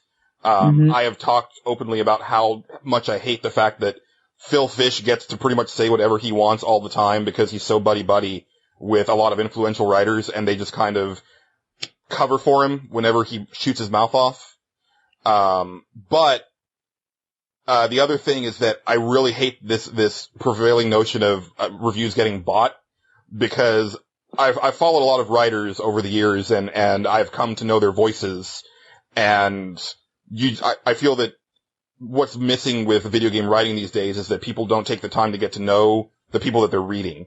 So, I'm not going to think that Jeremy Parrish is going to take a kickback to write a glowing review of something because I kind of know where his opinions lie on things. So, I mean, but it does suck that like your advertising dollars for websites by and large come from video games that are covered on there. But unfortunately, that's just kind of the way the market has gone, where they've tried to get revenue from other types of ad sources, and it hasn't really worked out too well for them. This is going back even to like the print days, right, where, 80% of the ads in EGM at the height of its popularity were for video games. Because that was the most popular thing, that the readers were interested in. But yeah, I mean, personally, I would just like to see this, a divorce made of the PR and marketing side of, companies and writers, because, it didn't used to be that way. Writers used to have direct access to, the games, and they didn't have to go through these middlemen and stuff like that. And I think that's what's missing, is that, you have these hoops that you have to go through in order to get your coverage. And now we have these things where, this game was reviewed at a posh hotel with optimum settings with like this perfect little network, and so we didn't really even get to test the true online capabilities because it was the perfect setup that you, the consumer, will never be able to experience. Stuff like that I really hate. And sometimes they don't even really talk about that kind of thing. It's just like a source at the end or something in italics that you kind of overlook. And for things like that, it's like, how can you prove that there even is collusion? Because they do it like so under the table. They're smooth. Yeah. Well, and I've definitely heard people that I respect talk about it in depth. Like, I really love the Giant Bomb guys, and they had talked at length about how, publishers send us all of this swag and stuff, and we toss it into the corner of the room. We really couldn't care less. They were talking about, I think it was Assassin's Creed 3, where they got sent the super deluxe version, and Ryan came into the office, ripped open the box, threw all the special stuff on the floor, and took the game and went home to go play it. That's all that he cared about, And they still try that. I mean, most recently, I can think of, they created a limited edition version of the original DuckTales game when they released, the DuckTales Remastered. and they only sent it. It was a reproduction NES cart. I believe they even colored it gold, and they only sent it to video game websites. Yeah, they did that for Mega Man 9 also. I actually saw Colin Moriarty unbox it, and he was excited about it. I'm sure it influenced him. Dude, that's gross. I don't like that. I mean, I'm trying to kind of be impartial here, but I hear about stuff like that, and I'm like, what? Really? So you're not going to make this available to your fans, but you're just going to make this available to the people who influence your fans? Mm-hmm. You can't. Yick. With Phil Fish, I understand the Phil Fish thing, but you have to understand one thing that I understand Phil Fish has a nasty, nasty habit of putting his foot in his mouth, but you got to understand too, most big companies can afford PR and stuff like that. Phil Fish can't. And I kind of feel for him to that extent, because I feel like if he was behind a PR wall, he'd be doing a whole lot better. Well, wait. And as I say that, I think about Microsoft and Xbox One, but anyway. But see, I think that his PR wall is the game's, press. And that's what really bugs me is that he can say really awful things all the time. They're like, oh, well, that's just Phil. Whatever. It's like, I'm sorry guys, Phil Fish is a dick. He is. No, he absolutely is. But and he's also a whiny little bitch. I'm sorry.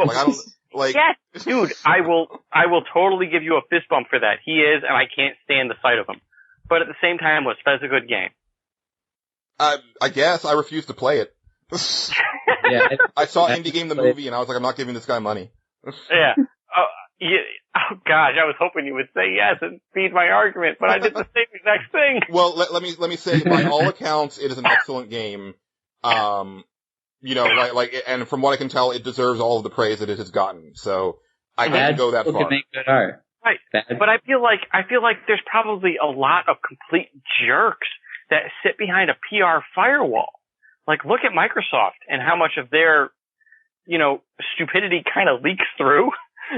Well, and we've also heard a lot in the last couple years about the kind of gross way that men in the industry treat women in the industry. So yeah, I mean there are some crappy people that work. And I really hate I hate that we even have to have that discussion. I mean, it's just, my gosh, what are we living in the Stone Age?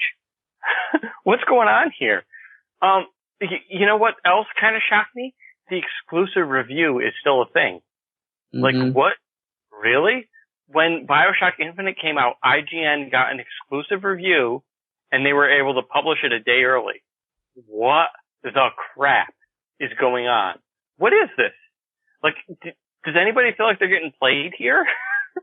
Well, those are things that we haven't nailed down, and I just that and the DuckTales / Mega Man 9 thing make me think how should they and should they not be able to pay journalists for their reviews? I have said this before and I'll say it again. I lean conservative. I am against big government, but sometimes it's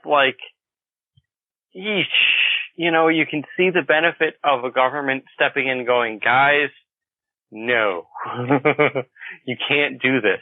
This should be illegal because it's obviously shady.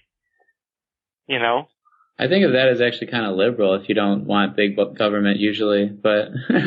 Yeah, potato, maybe? I mean, a lot of times it's with the conservative viewpoint, I see myself agreeing with a lot of liberals on what our aim is, and the only difference is how we want to go about it.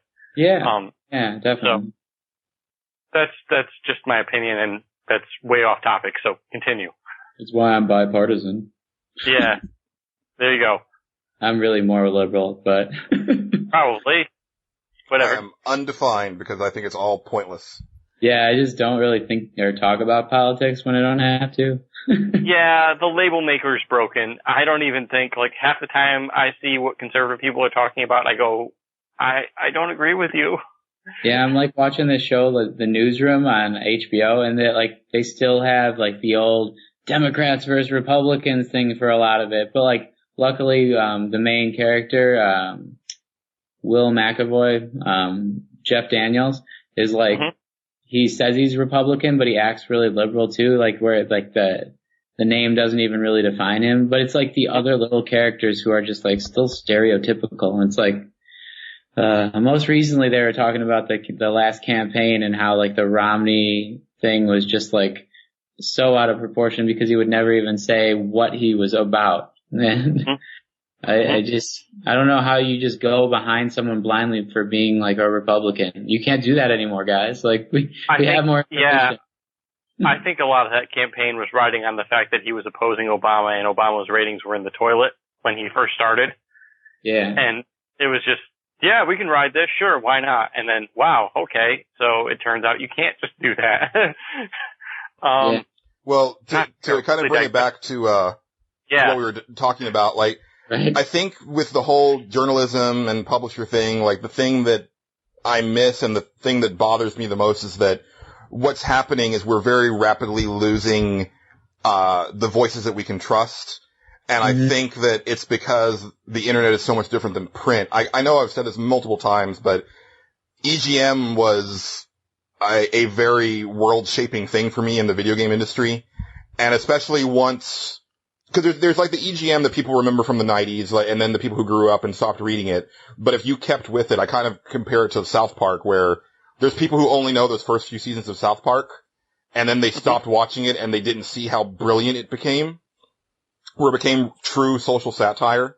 Oh yeah. But EGM, it transitioned from the whole like, hey, look at all these exclamation points because we're really excited about these games in the 90s to true critique and criticism of video games and the video game industry, and also a set of standards where under Dan's shoe, they lost a lot of ad revenue because they weren't kowtowing to the game companies.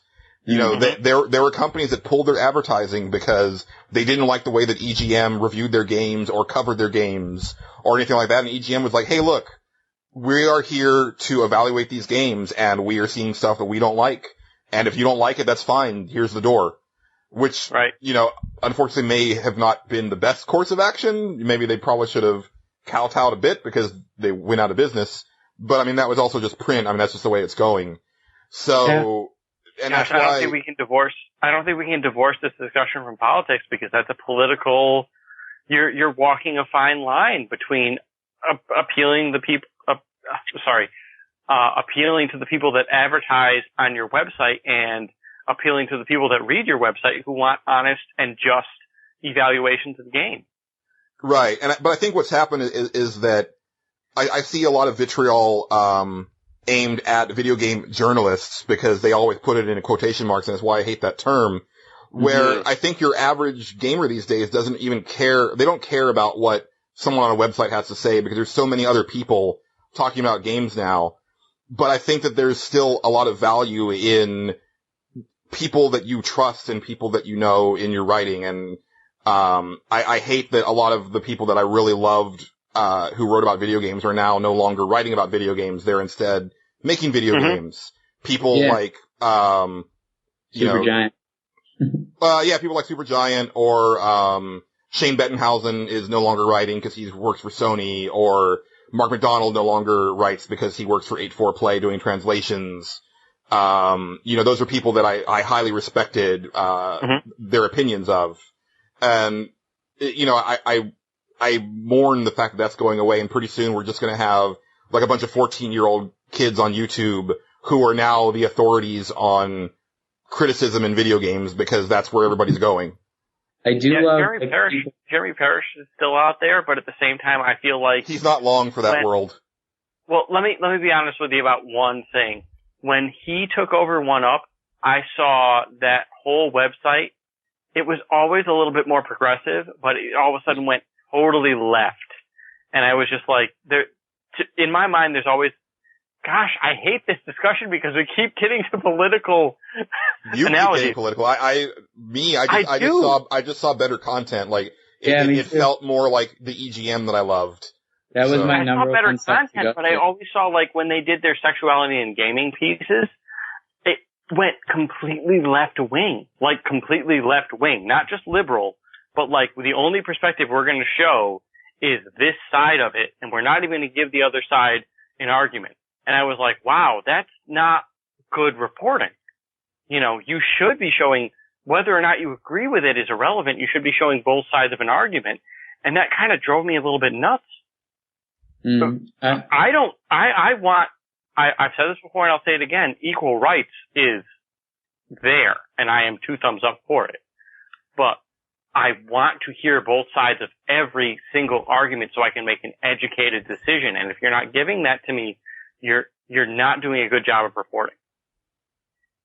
Yeah, I guess I didn't notice that much. I mean, I thought they were just trying to be true to themselves, but maybe some people, I didn't read it all the time, but, that's like basically one with like development ethics and, like you said about social justice. I think there have to be some more lines drawn, and, I'm talking more about like in the development world, but like where offensive content can be and cannot be, or like where the LGBTQ portrayals can seem just, like if you're like in a satire, is it okay? Or if it isn't and you're actually like being offensive, is that not okay? And like what are those lines you can't really cross? It's like hard to nail down in some ways, just like the political perspective. And ironically, some of the most controversial games are my favorite ones for being like true to themselves, which are like the Grand Theft Auto series. Like at least you know that's what you're getting. Right. Absolutely. And I mean, that's why the ratings board exists. Mm-hmm. And I think the ratings board does a great job of telling you what content is in games. I wish they'd go into a little more detail about it. Like sometimes taglines like partial nudity don't necessarily tell me what I'm going to get when I pick up a game, and I have kids. So if I see that on there, I go, shoot, do I really want to pick this up? And sometimes it means one thing, and sometimes it means something totally different. So I wish they'd get a little more elaborate with some of that stuff. So they're on the right path. I just think they need to evolve a little bit more. As far as you're talking about portrayal of sexuality, basically, when you're talking about LGBTQ portrayal, I think that's so hot right now that it's difficult to nail down. There was just a game that came out called, I can't think of it. Oh my gosh. It was a indie game, but like basically as you went through the game, your character would die and your offspring would take over. And yeah, I own that game. Rogue Legacy. Thank you. Yes. Perfect. And you could get different attributes. Sometimes you'd get a character that's colorblind. Sometimes you'd get one that was a giant. Sometimes you'd get one that was a dwarf. And sometimes you'd get one that was gay. Mm. And the internet freaking flipped out over the gay thing. And it had absolutely no bearing on anything other than the fact that it said your character was a homosexual in the tagline. And the fact that they tore them a new one, they're like, well, this means that you're saying that this is a status ailment and, you know, blah, blah, blah, blah. As a if I was a game designer and I saw that kind of backlash against something, I'd be like, you know what? I'm not touching this with a 10-foot pole. You know? Yeah, well, I'm not going anywhere near this. I just won't address it. And that way I'm playing it safe. And I can continue to sell games and I can continue to make money. Go ahead. I was going to say, take a look at the writer from Dragon Age 2 who just recently quit the company because of all the death threats she received. And a lot of those were because of the fact that Dragon Age 2 had so much more homosexual relationships in it, because pretty much every character that's romanceable in that game can go either way. Mm-hmm. And somehow, I hate being a BioWare fan because it lumps me in with some really terrible people. But the BioWare quote-unquote fans were in an uproar because there was so much gayness in their RPG. Man, that's tough because like you have to try to appeal to the most broad of all spectrums, and like if some of them are just narrow-minded like that, how do you appeal to the narrow-minded while also appealing to the ones who, you know, are nice and just different? These stats exist. We can get a slice of the population now that says, I am gay, I am bisexual, I am transgender, and we can accurately represent that in video games. BioWare went way too far by saying every single character in this game can go either way. Well, that's ridiculous. I mean, I don't go either way. I'm heterosexual. And there's other people that are just like, well, I only like people of the same sex, and I only like people of the, and there's other people that are just like, well, I like both. And we're not accurately representing that. And I don't know, maybe if that was a little more accurately represented, you wouldn't have seen so much backlash. But it was just like making everybody bisexual is really kind of disingenuous too.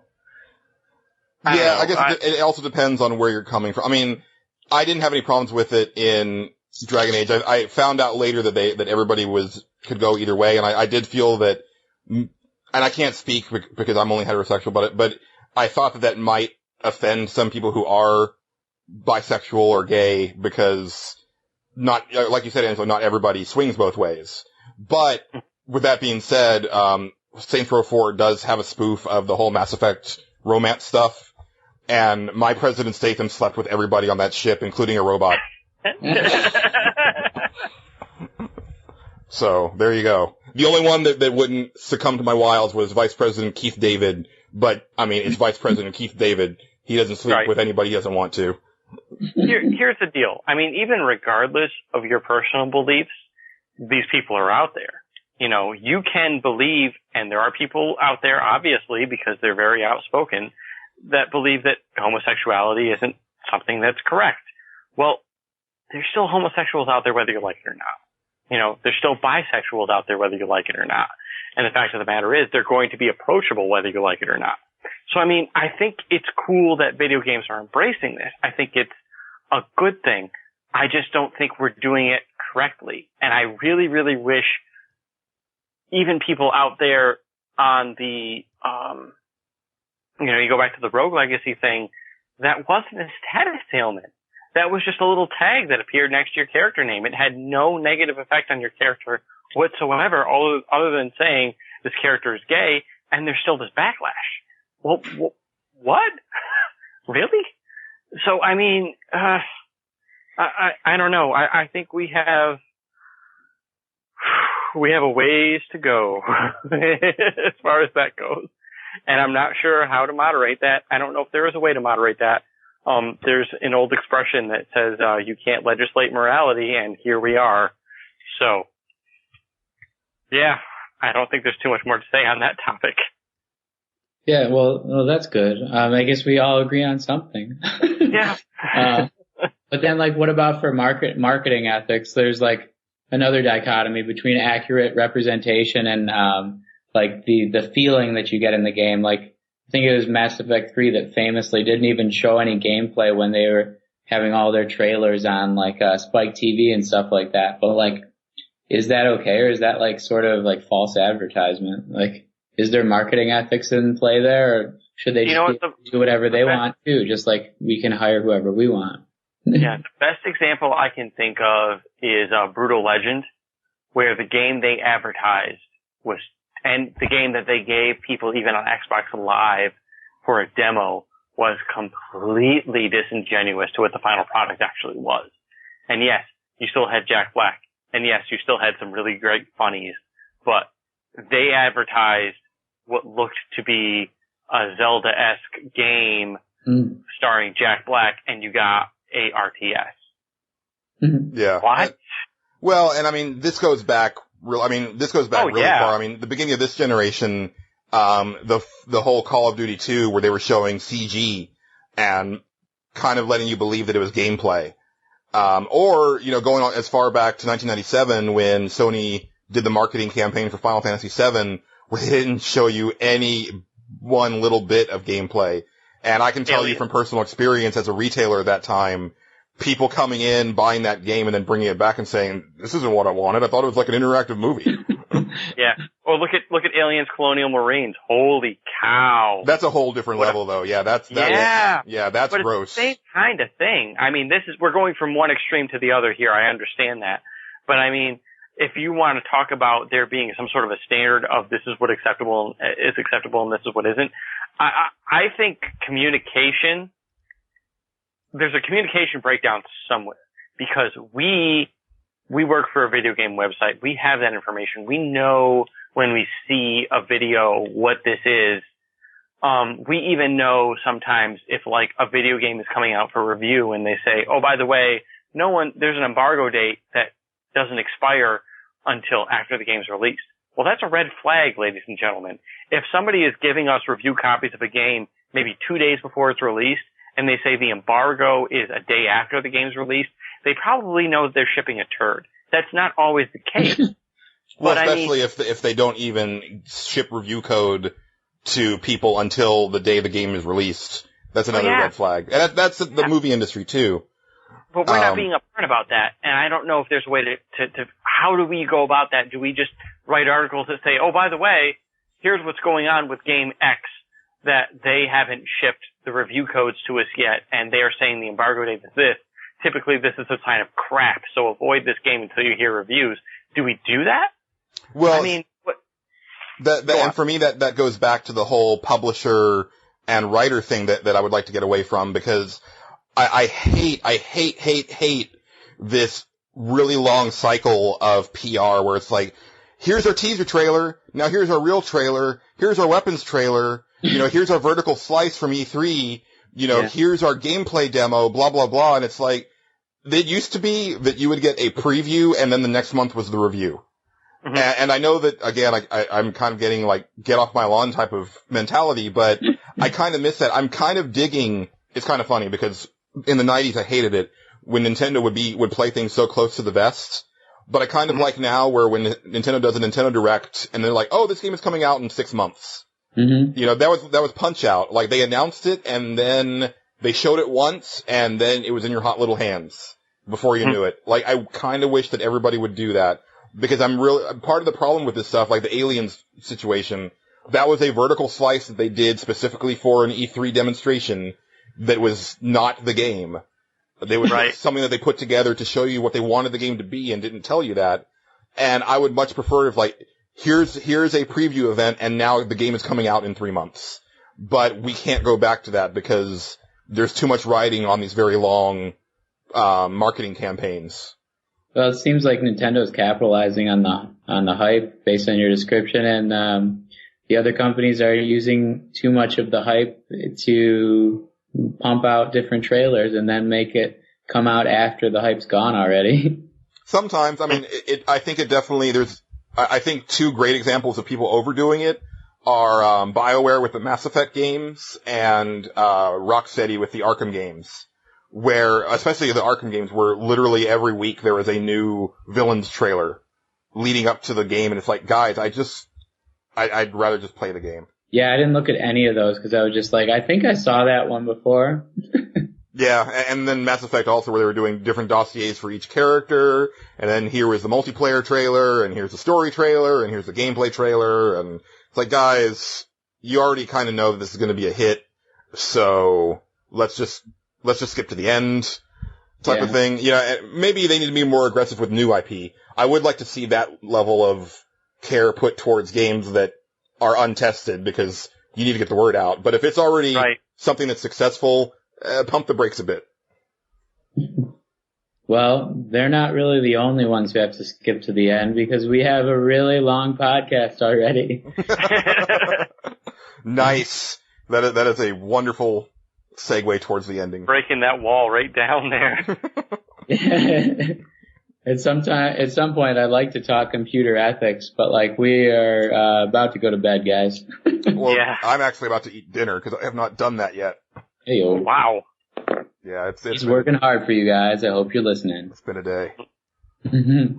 But thank you very much, Patrick, for this heady topic. I think it went better than I ever would have dreamed. Well, yeah, you guys have really helped flesh out different arguments that hopefully I can actually get down on paper and give it to our people who don't listen to podcasts.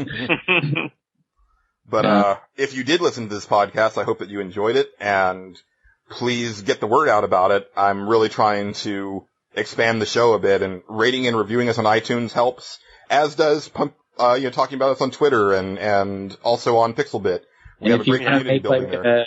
If you want to make a drop for a different segment of ours, we gladly take that too. Some of our guys are going to maybe make a theme song, but like if you want to, and you want to play it for other people who don't listen to the podcast yet, that's great. You can do that. Or if you want to make like a little pamphlet and hand it out at your local comic book store, we'd like that too. Well, I don't want you to put that much work into it. Word of mouth is perfectly fine, guys. Yeah, it's pretty good. But yeah, and we will be back in 2 weeks with another episode, which I'm looking forward to. I need to actually try to talk to the person that I'd like to get on the show and see if that's happening.